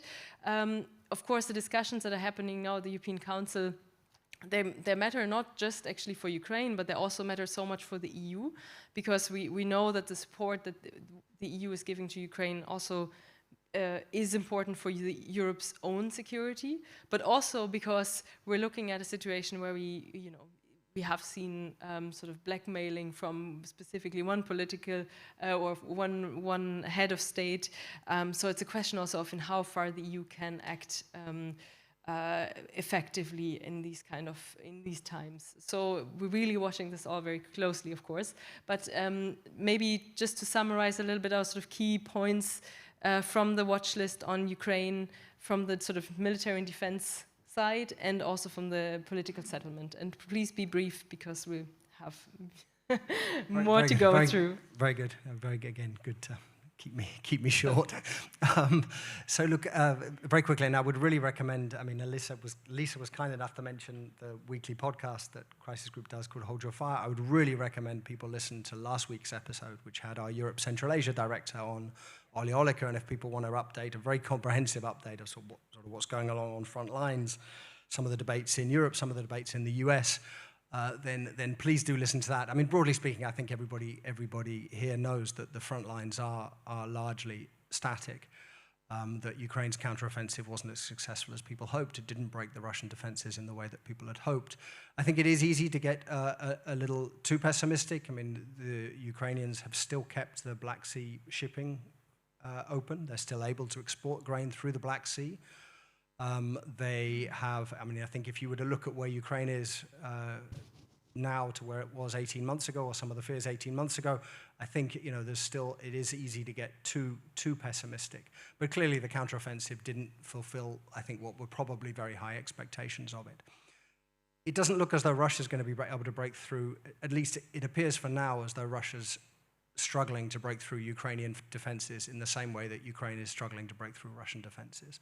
Certainly Russia has been throwing troops at parts of the east, parts of the south, and hasn't been able to break really Ukrainian defenses. I think broadly speaking, there's two things to watch. I'm trying to think of the best order to do these in. Broadly speaking, I think there's two things to watch. I think first is, I think there's been an assumption, one that we've shared, one that I think is right, since the beginning of the war, that the conflict, that the Kremlin's calculations are not really about land, that the war is not really about the territory that Russia holds, that's Ukrainian. It's not really about the regions that it's annexed. It doesn't control all of them, but it says it's annexed. It's more about Ukraine as a more pliant neighbor to Russia. It's about, it could be demilitarized, could be considerably weakened, but basically a government in Ukraine that is more pliant to Russia. I think that's generally been the assumption, and I think that's an assumption that we've shared. What you are hearing now, and there was a big story in the New York Times about this, but there's also other sort of people close to the Kremlin saying this, is that maybe actually there might be some sort of deal that the Kremlin might be open to that was more of a sort of land for peace deal, that might leave the front lines kind of largely where they are, but allow Kiev to chart its own way, would leave it as a viable state, chart its own way in foreign affairs. Now, I think that's still a long shot. We should be clear. We don't think this is on the cards anytime soon. That's not what we sense. We certainly, if you look from the Kremlin's calculations, it seems that President Putin has every incentive to wait and see if Western politics play more in his favor this year. So I don't think we put the prospects of that very high, but it is something that's worth watching. Obviously, Ukrainians, it would be very hard for any Ukrainian leader to accept a deal like that anytime soon. And there's obviously the precedent of Russia gaining territory by conquest. So there's lots of problems to that. And again, we don't see it as likely anytime soon, but it is something that's still worth watching this year. More importantly, to watch this year, I think, what's happening, as Lisa said, what's happening in Brussels, what's happening in European capitals, and what's happening in the US. So the big deal, the big package of aid that we're hoping European leaders sign off on the 1st of February, that's going to be really important for Ukraine, critical to show Europe's support for Ukraine. But it's also going to be important, I think, for the US. I mean, the US aid, as I'm sure people know, is stuck at the moment in Congress. There's a 61 billion package for Ukraine that is stuck in the US Congress. It's been tied up. The Biden administration has tied it up with aid to Israel, tied it up with some measures on border security to try and make it more palatable to the group of Republican senators, legislators, representatives that oppose it. So it's tried to package it like this, but at the moment that aid is stuck. And I don't think it's a done deal that they're going to get a deal that gets it through. I think the politics around that have become very, very difficult, and they're going to be even more difficult if Europe doesn't get its aid through. So the European package is not just important for Europe, for Ukraine, it could also have some sort of influence about what happens in Washington. Now, the politics in Washington around support for aid to Ukraine are increasingly difficult, unfortunately. I think although most of the political establishment in Washington sees it being in America's interests as supporting Ukraine, there is an increasingly vocal minority that doesn't. And of course, former President Donald Trump, who seems very, very likely to be the Republican nominee, has been very critical of aid to Ukraine. So I think the aid that's coming from the US, there's some really difficult politics around that. So the European support is, even if that aid package gets through, is going to be all the more critical. I think it's not just about the money, it's also about the weapons as well. The European countries, not necessarily the European Union, but European countries doing more to ramp up their military-industrial base, their supply lines, their production of some of the key ammunition and some of the key weapon systems that Ukraine needs. At the moment, I think we still see a bit of a gap, generally, between the language that European leaders use, the language that you hear from European capitals about the war being existential and about this being absolutely crucial to European security, and the language that they recognize that things are changing in the US, and actually what they're doing in terms of ramping up Europe's own ability to defend itself and Europe's own ability to support Ukraine. I think there's still a gap. Europe has obviously done an enormous amount. In some ways, it's unrecognizable what it's doing now compared with what it was doing a couple of years ago. But there is still that gap, and I think that's going to be very critical for Europe to sort of close that gap over the coming year. Very good. I'm going to check if there's any urgent, pressing comments on Ukraine. Otherwise, we'll move on to the next. Just checking if there's anyone who came specifically to make any comments, additions to that. Let's now talk about some of the watch list entries that I think, especially when we talk to the EU, the member states are a bit more thorny. Our recommendations a bit more out there, I would say, and not so easy sometimes to swallow. Which specifically, I think Sahel and Afghanistan will be interesting to mention here. On the Sahel, of course, the EU is facing leaders, especially in the three central Sahelian states, Mali, Burkina Faso, and Niger, that are really not to their liking. And we're seeing now, I think, at the next Gymnich meeting, which is the Foreign Ministers' informal meeting, but also then in February at the formal session, that they're really looking at redefining the Sahel strategy, because they're very much sort of lost and without orientation. We're putting forward sort of a very pragmatic approach when it comes to dealing with the Sahel that not all the member states would certainly agree on, so maybe we'll touch on that briefly. And on Afghanistan, we're looking at a sort of very humanitarian, really critical humanitarian situation, but we see more and more European countries pulling out their support, especially humanitarian support also to Afghanistan, with the sort of putting forward a principled approach in which they say they want to send a message to the Taliban that their especially their policies towards women and girls is unacceptable. But in our watch list, we're also sort of calling that out as being counterproductive, because in the end, pulling out humanitarian aid from a country with those huge humanitarian needs is in the end affecting women and girls particularly severely. So we're also sort of arguing or calling for sort of a rethink of the EU approach on that one. So maybe we can briefly touch on those that we often sort of hear also questions, especially from sort of member states and so on about. If you want to talk about these briefly, and then we move to Somalia as well, which I think will be an interesting one. Very good. And I was just trying to read the room whether there was sort of jaws dropping that Crisis Group was recommending that Europe should produce more arms, but I mean, maybe there was, maybe there were. But I mean, clearly from our side, I mean, Crisis Group, obviously, we're a conflict prevention organization. It gets a little bit to the peace building question earlier. But in Europe, in other parts of the world, deterrence is also an important part of conflict prevention. And, you know, for Europe, again, if European leaders view what's happening in Ukraine as existential for European security, and I think there's good reasons to think that it is, at least for Europeans, then again, it's you know, it is up to Europe to step up and do what it can to support Ukraine, and to step up and think through more about its own security, whatever happens in the US this year. So, on the Sahel, yeah, I mean, broadly speaking, I think obviously things aren't looking good for the foreseeable future. I think it's worth saying that things weren't good before this string of coups. I mean, the decade of sort of Western-led interventions in the Sahel had seen Islamist militancy expand, violence, intercommunal violence, you know, burgeoning intercommunal violence across much of the Sahel. But clearly things you know, things have taken a turn for the worse. Broadly speaking, I think, you know, there's no sign at the moment. Comfort mentioned the military leaders of Burkina, Mali, and Niger saying they're going to pull out of ECOWAS. They've got their own pact now, sort of their own sort of pact among the three of them. I think, broadly speaking, there's no reason to think that any of them are going to hand over power to civilians anytime soon.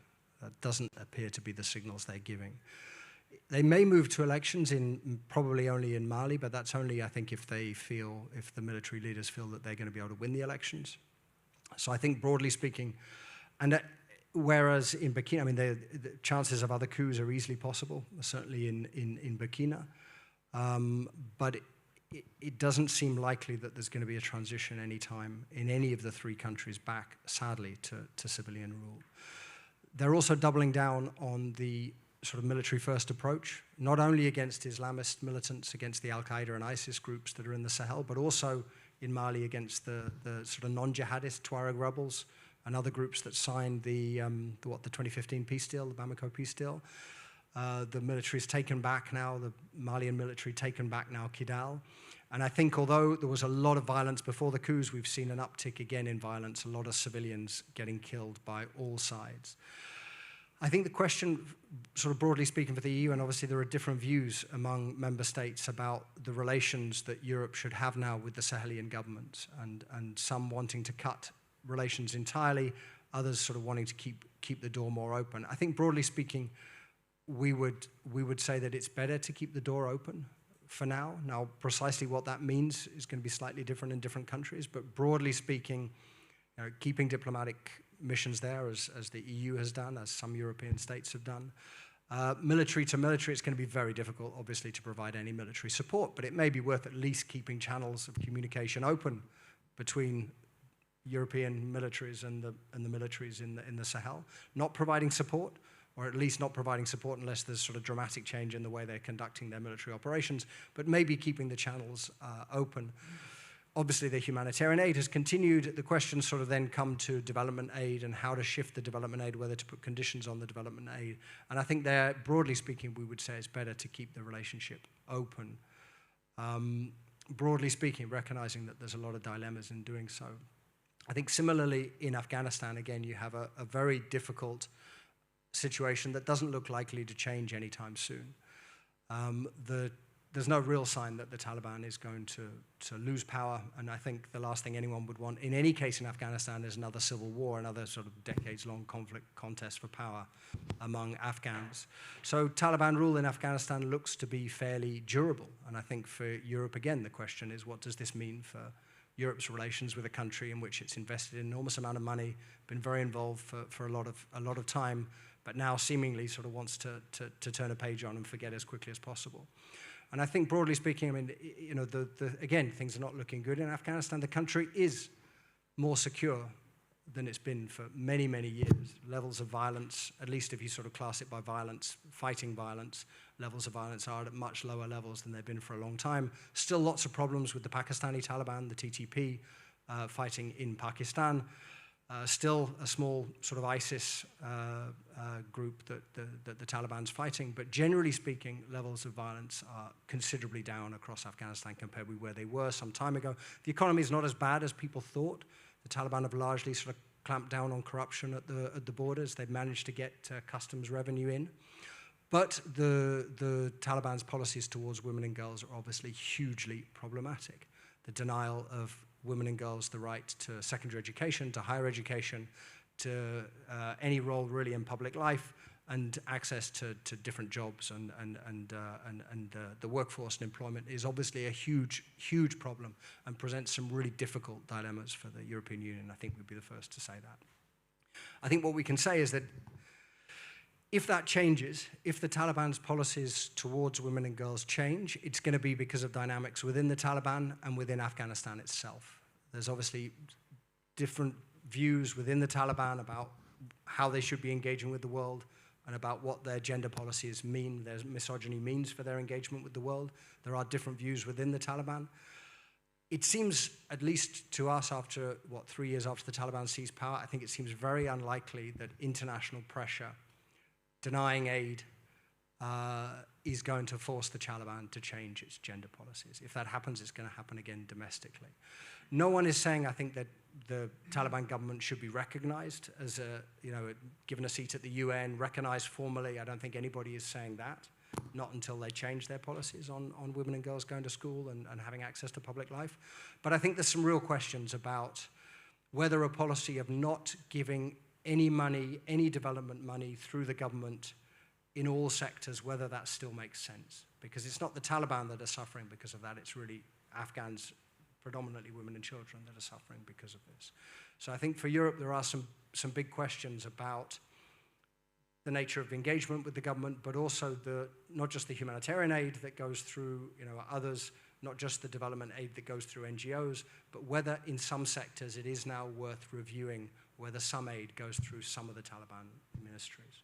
And there are some areas where really it's going to be very difficult to improve the plight of people in Afghanistan without doing that. Just very quickly on Somalia, because I realize I'm probably talking again too long.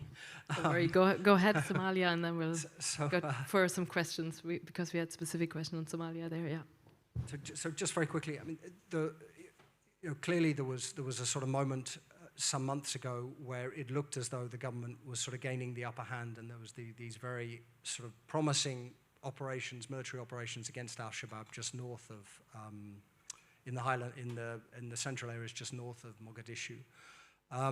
Those have largely ground to a halt, and I think there are signs that in some places Al-Shabaab is pushing back. There's no operations for now in the south, which is an area where Shabaab is much more entrenched. It has a much greater level of sort of embeddedness in the community. So I think it has sort of settled into a bit of again, I think anyone who's been watching Somalia or anyone who's been watching these efforts against Islamist insurgents in different places, I think this will be sort of a familiar story. It looks like there's going to be success, and in the end they retrench, and it looks just as intractable as it has for some time. I think there's two sort of big questions coming up this year for Europe and for the European Union. The first is related to funding and whether Europe is going to continue, a lot of questions about whether Europe's going to continue paying for the African Union force. And what was AMISOM is now ATMIS. Certainly some time ago it looked like the Somalis thought that maybe the African Union force could leave. I think they're much more worried about that happening now. The African Union troops are not fighting directly Al-Shabaab. That's being done by the Somali forces themselves, but they do hold towns and cities, and that frees up Somali forces to fight Al-Shabaab. So there could be quite a change if those African Union forces leave.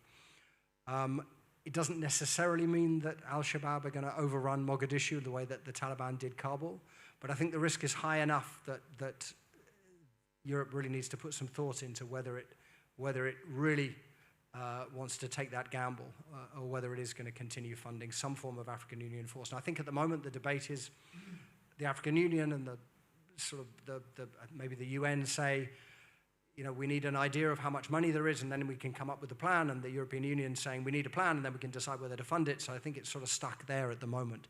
But the broader question of whether the EU is going to continue funding some sort of African-led force in Somalia is one that's going to come up this year, and probably it makes sense to continue doing that. Now, the second part of it, again, is sort of whether that is just going to perpetuate this long, intractable war that Somalia is facing against al-Shabaab. And I think the other part to that has to be sort of exploring ways of engaging, again, what is a movement that's going to be very, very difficult to engage, has very, very dogmatic, very uncompromising some of the things it wants, but whether there's any space to start talking, to start thinking at least of what a process, what a settlement, what talks with al-Shabaab might look like, and to start sort of creating some space for that. It's not there's probably not little appetite for doing that in Somalia at the moment, but I think that is a question that's going to come up at some point again this year. That's very good. And maybe just since we've been discussing a little bit sort of the kind of the military sides and also the sort of peace building or sort of more long-term investment side, I think I wanted to highlight in the Sahel specifically that in addition, when we talk about military to military cooperations, we're also really sort of highlighting how important it is to engage with these military authorities about the non-violent, non-military solutions to some of the challenges and to some of the conflicts. I think that's an important element as well, and also sort of long-term investment of the EU in some of the structural challenges in the Sahel that the EU had actually already sort of been on a track to work on, climate change, governments, is a sort of basic service delivery, which we don't want to see sort of being cut right now just because there sort of has been a change in, undemocratic change in leadership, but there's a lot of work that is being done that also should continue. I think just wanted to highlight that as well. But now opening up to sort of this set of questions you were waiting for a while, so please over to you for Somalia. I think you had some thank questions. you, Lisa, and thank you, Richard, and apologies for jumping in twice when it wasn't my turn. Yeah, I mean, two very, very short points on Somalia, or rather on the periphery. First of all, I think that you mentioned the Ethiopia-Somaliland deal in the report, and I think that's actually really, really important because it shows a potential for a creative friction and perhaps reshaping of the international approach to the region.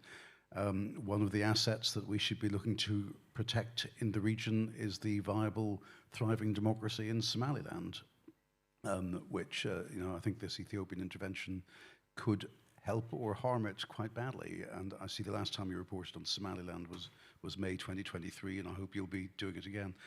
Second point, and this may seem silly, but I think it's important. You discuss the Somalia situation on page 18 of a 62-page report, and you discuss Yemen on page 59, 43 pages later. In fact, Yemen and Somalia are closer to each other than we are to London right now. And I think people like to split off Africa from Arabia, but the fact is that these territories are very, very closely linked. And the Red Sea and the Gulf of Aden for millennia have been a corridor and not a barrier. Thanks. Thanks so much. And I have to say, sometimes I really believed we should have put sort of the whole of Horn of Africa and the Red Sea sort of together on a list, but eventually, of course, we do want to sort of look at workable recommendations for the EU in specific cases, so then we try to sort of narrow it down, but indeed, of course, all of these things are very much connected. So I don't know if you want to add to that, but I also see if there's specifically on Afghanistan, Sahel, also any points, anything specific? Yeah, please. Hello. My name is Iva Radonovic. I'm an intern in Center for European Policy Studies, and also I'm a student at VUB.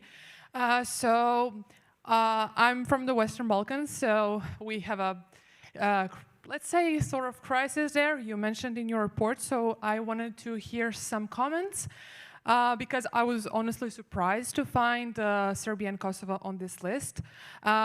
Why? Because I think that EU has that, I would say, narrative to keep regions stabilized and not thinking potentially about democracy and how people are living there.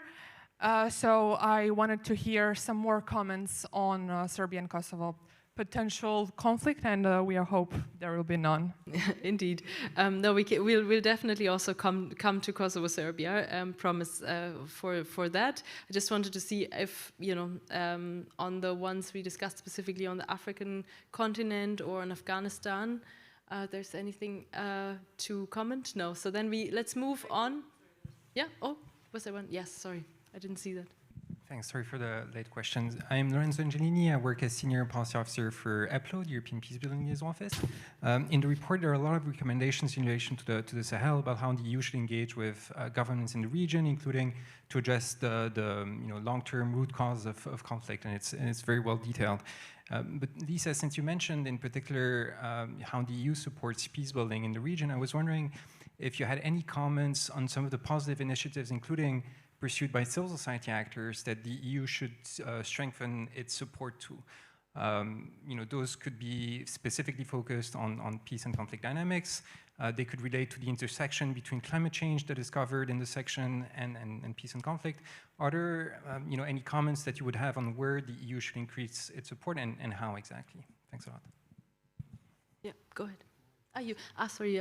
Yeah, sure. So I think that all the parts sort of on the sort of long-term investment and questions around supply, better provision of basic needs, as well as the work on climate change, and also the other point that is in there is the equitable societies and more representation of underrepresented groups, women, but also other ethnic minorities. I think there's so much work that civil society is actually doing there, and that also needs to be supported by the EU. And so we're sort of course, we don't have the space to go into all the detail there, but that's where we think, on the one hand, there's the need to support those local initiatives at the local level, but on the other hand, also still continuing working with these governments in certain cases, even if they are not the ones that the EU would like to see there, but in specific elements that's still necessary. So.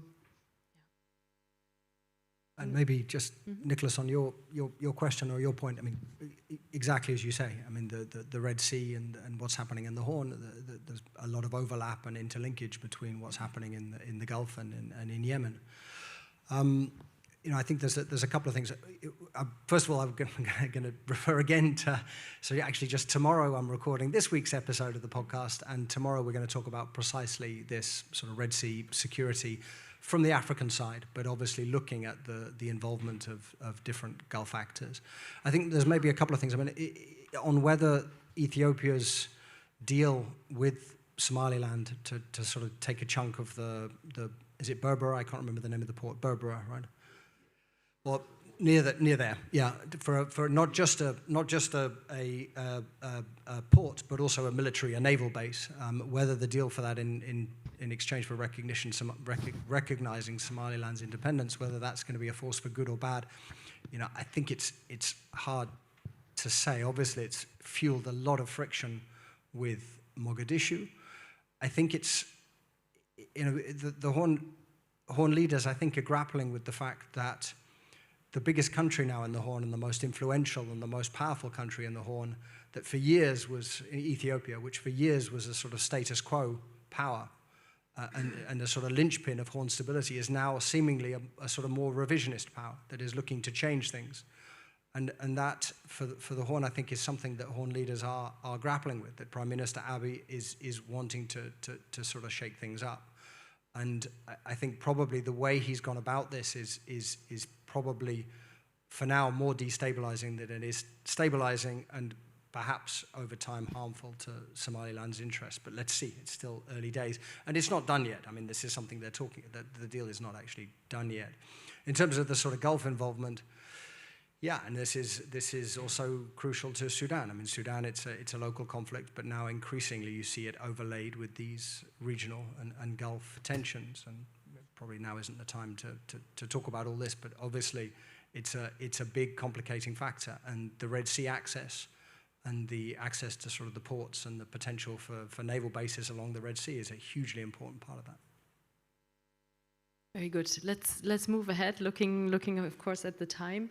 I wanted to specifically talk about the Philippines because actually I think there was probably a lot of people who wonder why did we put the Philippines on the list this year, and I think we say it also in the list. The Bangsamoro peace process is one of the few examples of a negotiated peace process in the world over the last 10 years that is actually still ongoing and going somewhere. And it's partly actually due to the EU support to this process for over a decade. And I find it always really interesting to see the reports of our colleague Georgi in the Philippines, how much he is actually in touch with the EU, how critical the EU is there. We easily forget this, I think, in Brussels. We're talking about Ukraine and so on. But I think that's just really quite interesting to look at the work that the EU is doing there, and it's sort of on the very different fronts. It's sort of the long-term investment for a peace process, and we wanted to put it on the list this year because it's really now about seeing this towards sort of the consolidation of the peace process, but we're still not there yet, and we can still see some backsliding. So this is really worth watching for the EU this year, and I think it's one where we see sort of the investment also on sort of the peace building front, as well as on DDR processes, on sort of local community dialogues, etc. So I think it's one that, as we as crisis groups strive to sort of also put conflicts on the agenda that are maybe not on the radar here in Brussels, I think this is one that is quite interesting, actually, even though it might sometimes raise some eyebrows why we put this one, but I feel very strongly about it, actually, that it should be on there, and it's a good case for where the EU needs to continue, actually, the support. I don't know, it's sort of this is the one I wanted to sort of bring up, especially because we're looking really at sort of the EU's role there, but is there anything specifically you want to add, or should we move to the next ones? No, I think you said it very well. But obviously, if there's any questions about the Philippines, I think, you know, as Lisa said, it's a peace process in Mindanao that is actually progressing, you know, reasonably well, but still with some challenges, particularly challenges related to what they call normalization, which is obviously nothing to do with the Gulf normalization with Arab normalization with Israel, but it's basically disarmament of the former MILF. Challenges sort of related to socioeconomic development, making sure the former fighters have places to go and sort of jobs to go to. So challenges like that, and things that actually the European Union and Europe has been really critical in helping. So yeah, very much so. Yeah. But I don't know how much time we have left. Should we just? So we have 15 minutes, basically. Right. So we have a little moment. So every time I open my mouth, I seem to talk for 10 minutes. No, it's good. You have a German who keeps time, so don't worry about that. Maybe now, very briefly, Latin America, of course, and then we will turn closer to home again to the Western Balkans. On Latin America, I think we have two interesting countries on the list where we look at election scenarios, very different actually in terms of where they stand on the elections. In Guatemala, we've just sort of seen the sort of process, a very difficult process coming towards sort of at least some positive change potentially, and the EU has been sort of supporting that process of getting Arevalo into place after he's been elected. And on Venezuela, we have elections upcoming that we're all looking at and trying to see whether there can be actually some sort of a chance to advance on solving that political protracted crisis in Venezuela. But again, a lot of potential for backsliding this year, so that's why I think this one will also be interesting. Maybe touching on these briefly, and then let's move to again closer to home, I would say. Well, just really very quickly, because you said a lot of it on Guatemala, but just very quickly on Venezuela. I mean, I think, again, there are these signs of opening. There was the Barbados deal, the US lifting some sanctions, and the Maduro government, Nicolas Maduro, agreeing to move to elections. But there's still sort of a long way to go. The government hasn't accepted the main opposition leader, Maria Corina Machado, I think, hasn't accepted her candidacy. She won the primary. I mean, she's not known as the most, generally the most compromising figure, but she won by a landslide the opposition primary. I think the Maduro government hasn't yet accepted her candidacy. There's just a lot of challenges in getting to a vote that's sort of reasonably competitive. But at the same time, the Maduro government clearly will do everything it can to hold on to power. It does not want to give up power, like a lot of these governments. But it also doesn't want the sanctions, the US sanctions, reimposed. It also doesn't want to go back into that very difficult economic situation. It's still in a very difficult economic situation, but it doesn't want the sanctions reimposed. So I suspect what we're going to see this year is a sort of, a sort of delicate game where everybody is pushing, and Europe should be pushing, and the US is pushing, and other Latin American countries are pushing for political space to open, for the government to open political space ahead of the elections, and the government doing what it can to make sure that it can hold on to power while still holding enough of an election that the sanctions don't get reimposed. And I think that's probably the dance that's going to play out over the course of the year. And obviously there are some opportunities in that. I mean, I think the most likely scenario is still that the election's not credible and still that the government is holding on to power. But there is still enough of an opportunity there that it's worth the EU pushing. Certainly if Europe can get in, if the EU can send observers, that's certainly worth doing. Unfortunately, I think the government has implemented very few of the recommendations of the last EU mission. But if the EU can send observers, if they can publish a report, that's definitely worth doing.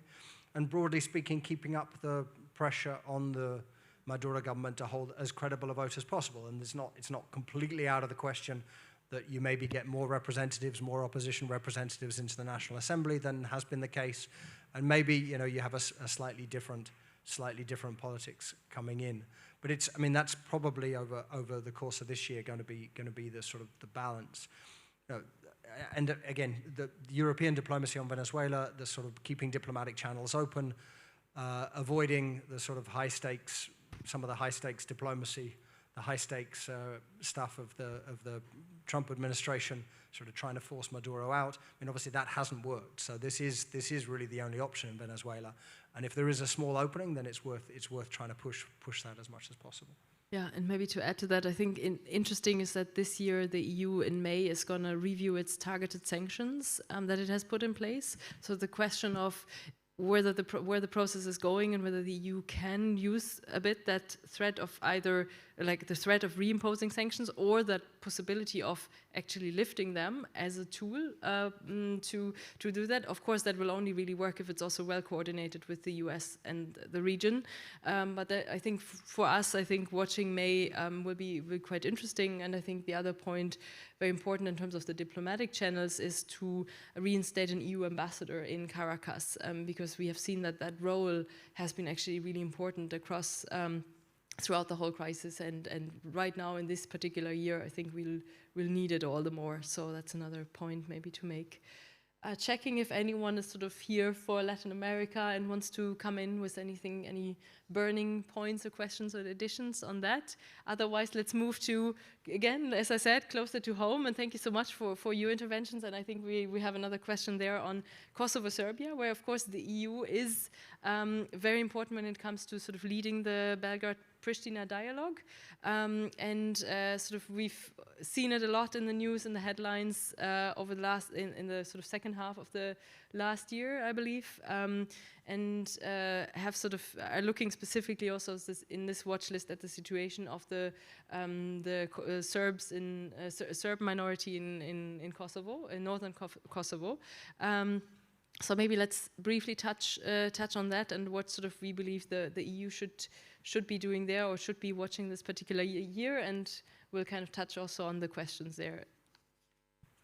So it's quite intimidating to talk at all about Kosovo, Serbia with Nicholas in the room, who knows a lot more about the Western Balkans, and with you, we know a lot more about the Western Balkans than I do. So I mean, really, just very, very briefly. I mean, I think you will have all been following what's happened. Really, it's taken quite an ugly turn in northern Kosovo in these these four Serb areas in the north over the last since 2021, since Pristina deployed a sort of much heavier-handed police presence, and then especially after September 2021, when they discovered the Serb paramilitaries taking in weapons, and that sort of escalated things further.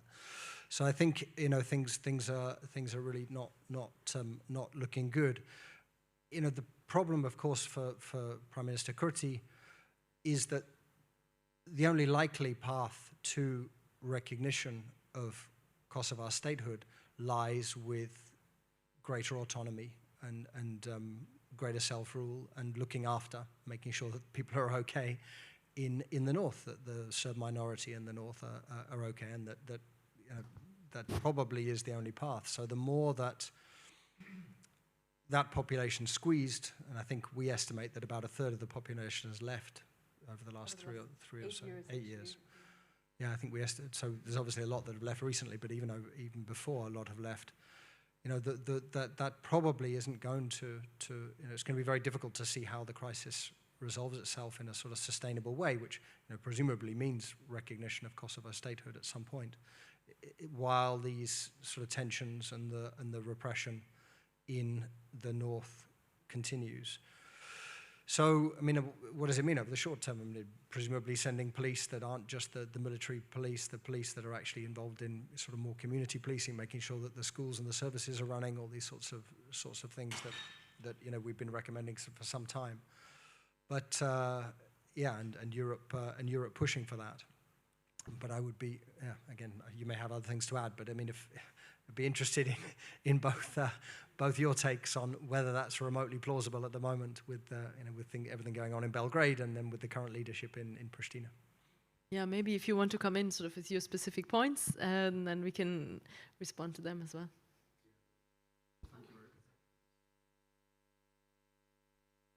Me off, you turn me back on again. I appreciate that. Yeah, thank you very much, Richard, for your kind words about my 4.5 years of sweat and toil for the International Crisis Group 20 years ago. And I do stay on top of this situation, you're quite right. Look, I think what you've been writing and doing is very, very good when it's aimed at the short term and the stuff that's happening day to day on the ground. I feel that there's a dimension missing, I have to be honest. I feel that the dimension missing, and you mentioned it just now, is that the long-term prospect of all of this is going to be Serbia and Kosovo recognizing each other as two independent states. There is no other termination for this process. There is no possibility of Kosovo getting reintegrated into Serbia. Serbia has its obligations too, which it has not been implementing.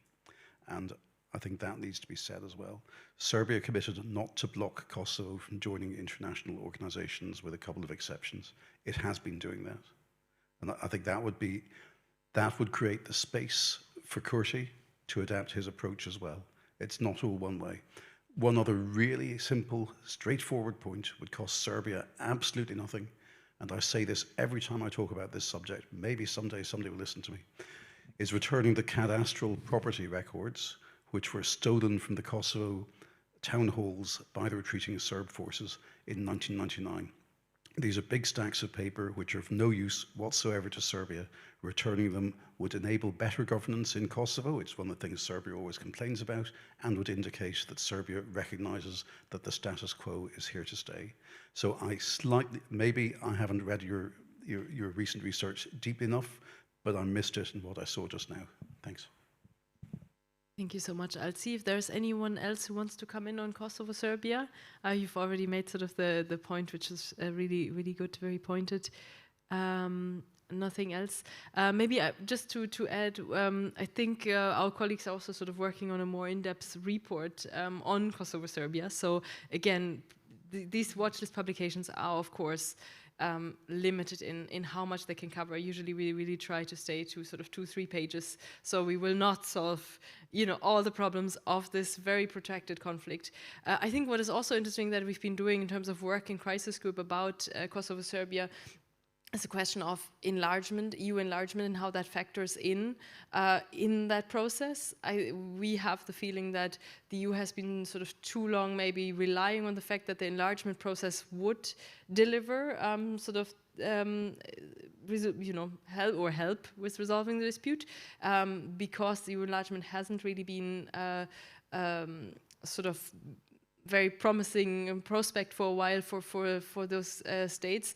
That hasn't really worked to bank on that to solve the dispute. So we need to look at much more more creative ways of solving this. So I think that's also interesting work that we've been doing. That sort of me from looking at it from an EU perspective, I think in the broader discussions of the EU, I find quite interesting and relevant, and where we need to see also how revived discussions around EU enlargement, what that will mean for the process. So just kind of adding that to the mix. Yeah, we have another point.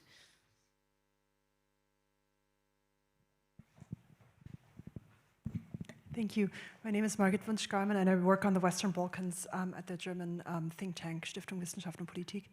And I thought it was interesting that you just brought EU enlargement into that, because I would say, of your very good analysis, one of the main things missing, what the EU needs to do right away is make up for its credibility crisis, actually deliver something that makes the EU a credible actor in the region again, because it's not currently not perceived as that, unfortunately. So that, I would say, is the most pressing issue that the EU needs to address in 2024.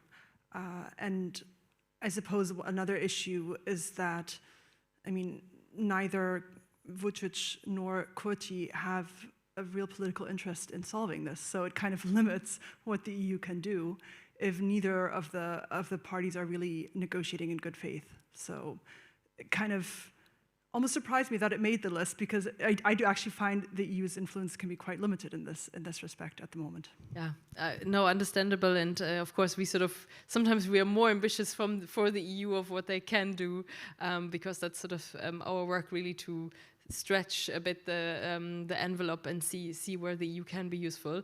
But I think you know the point on EU credibility, I think, might wrap up also some of the discussions that we had today, because I think we've been talking about this in the context of Gaza and Ukraine and so on, and of course the Western Balkans, I think, is a good point as well. If we have to look at how credible the EU is in those contexts. So that's, I think, something that certainly we would hope that the EU takes this very seriously and is really looking at how it regains some of the credibility that it is actually losing in a lot of these places. So that's just a sort of much broader topic, but I think, worthwhile sort of putting out there. So now is the chance to tell us which countries we should have put on the list and that are not on it and that we need to look at. And we will probably tell you that we do have a lot of work on it as well. But please go ahead, and then we'll wrap up and we'll have some drinks all together. Thank you very much. My name is Lucas Tamayo, and I'm working for the War Affected Peoples Association, which is an organization that works for the reintegration of child soldiers, amongst others, in the DRC. So, like, for me, it's quite straightforward. The DRC still has wide conflict ranging, like especially in the northeast and north and south Kivu. And now, by the end of 2024, MONUSCO is probably going to leave the DRC, which will make the whole situation way more unpredictable and quite volatile. And at the same time, we have this situation where, specifically within the whole context of the EU's raw materials and like the diversification of raw materials, it has quite a big interest in the DRC, right? So I'm aware, and I'm sure that you have thought about it, and that there is a good reason why it didn't make the list. So I was just wondering, which the reasons might be. And still, what you think that, what influence do you think that the EU could have in the DRC, despite not making it to the list? Thank you very much. Very good. As you wish. Do you want to take it or? Yeah. So or maybe I'll just very briefly on the DRC. Of course, it's actually one that we had on our EU watch list in the past, specifically also around these discussions that the EU had on its Great Lakes strategy. So that was something where we've already been putting out a lot of the recommendations, and sometimes it's difficult then to sort of add again and bring the new recommendations. So sometimes it's very practical reasons like that, but it is indeed one that we're actually looking at, especially now after the elections and the situation there. there. So very much so, and we have at the moment the Belgian presidency in the EU, which is of course taking this also very seriously. So we're hoping to have conversations with them about this as well. So it's definitely one. I mean, on Africa, sadly, we do actually always have to debate so many that we could unfortunately put on the list. I don't know if you want to add anything specific on DRC or anything else? No, not particularly. I mean, we could have added it to the list, of course. I mean, I think we are quite worried about, since President Tshisekedi has won the election, I think the relations between him and Rwandan President Paul Kagame are really not looking good. Obviously, a lot of potential for violence and continued violence in the east. The Kenyan mission, hasn't, maybe a little bit predictably, has sort of run into the same problems that the UN forces run into. That actually it's quite difficult to fight the M23. It's quite difficult to fight these groups, and that politics is going to have to be a part of it. But the politics is obviously going to have to be not just locally, but the politics is going to have to be some sort of regional politics, because so many of Congo's, well, two of Congo's neighbours are particularly involved in the east. So yeah. You're right to raise it. Yeah, no, indeed. Thank you for that. Okay, so I think we'll wrap it up here. As I said, the watch list is really starting point for conversations. So we're really looking forward to having further engagements on all of these different countries, crises on the watch list. Of course, also with our EU colleagues, EU partners, which we're always glad to sort of have conversations and look at how we can bring these policies forward. So with that, thank you all for joining us and for staying with us. And please join us also for some drinks and a little reception. And yeah, looking forward to being in touch. Thank you so much.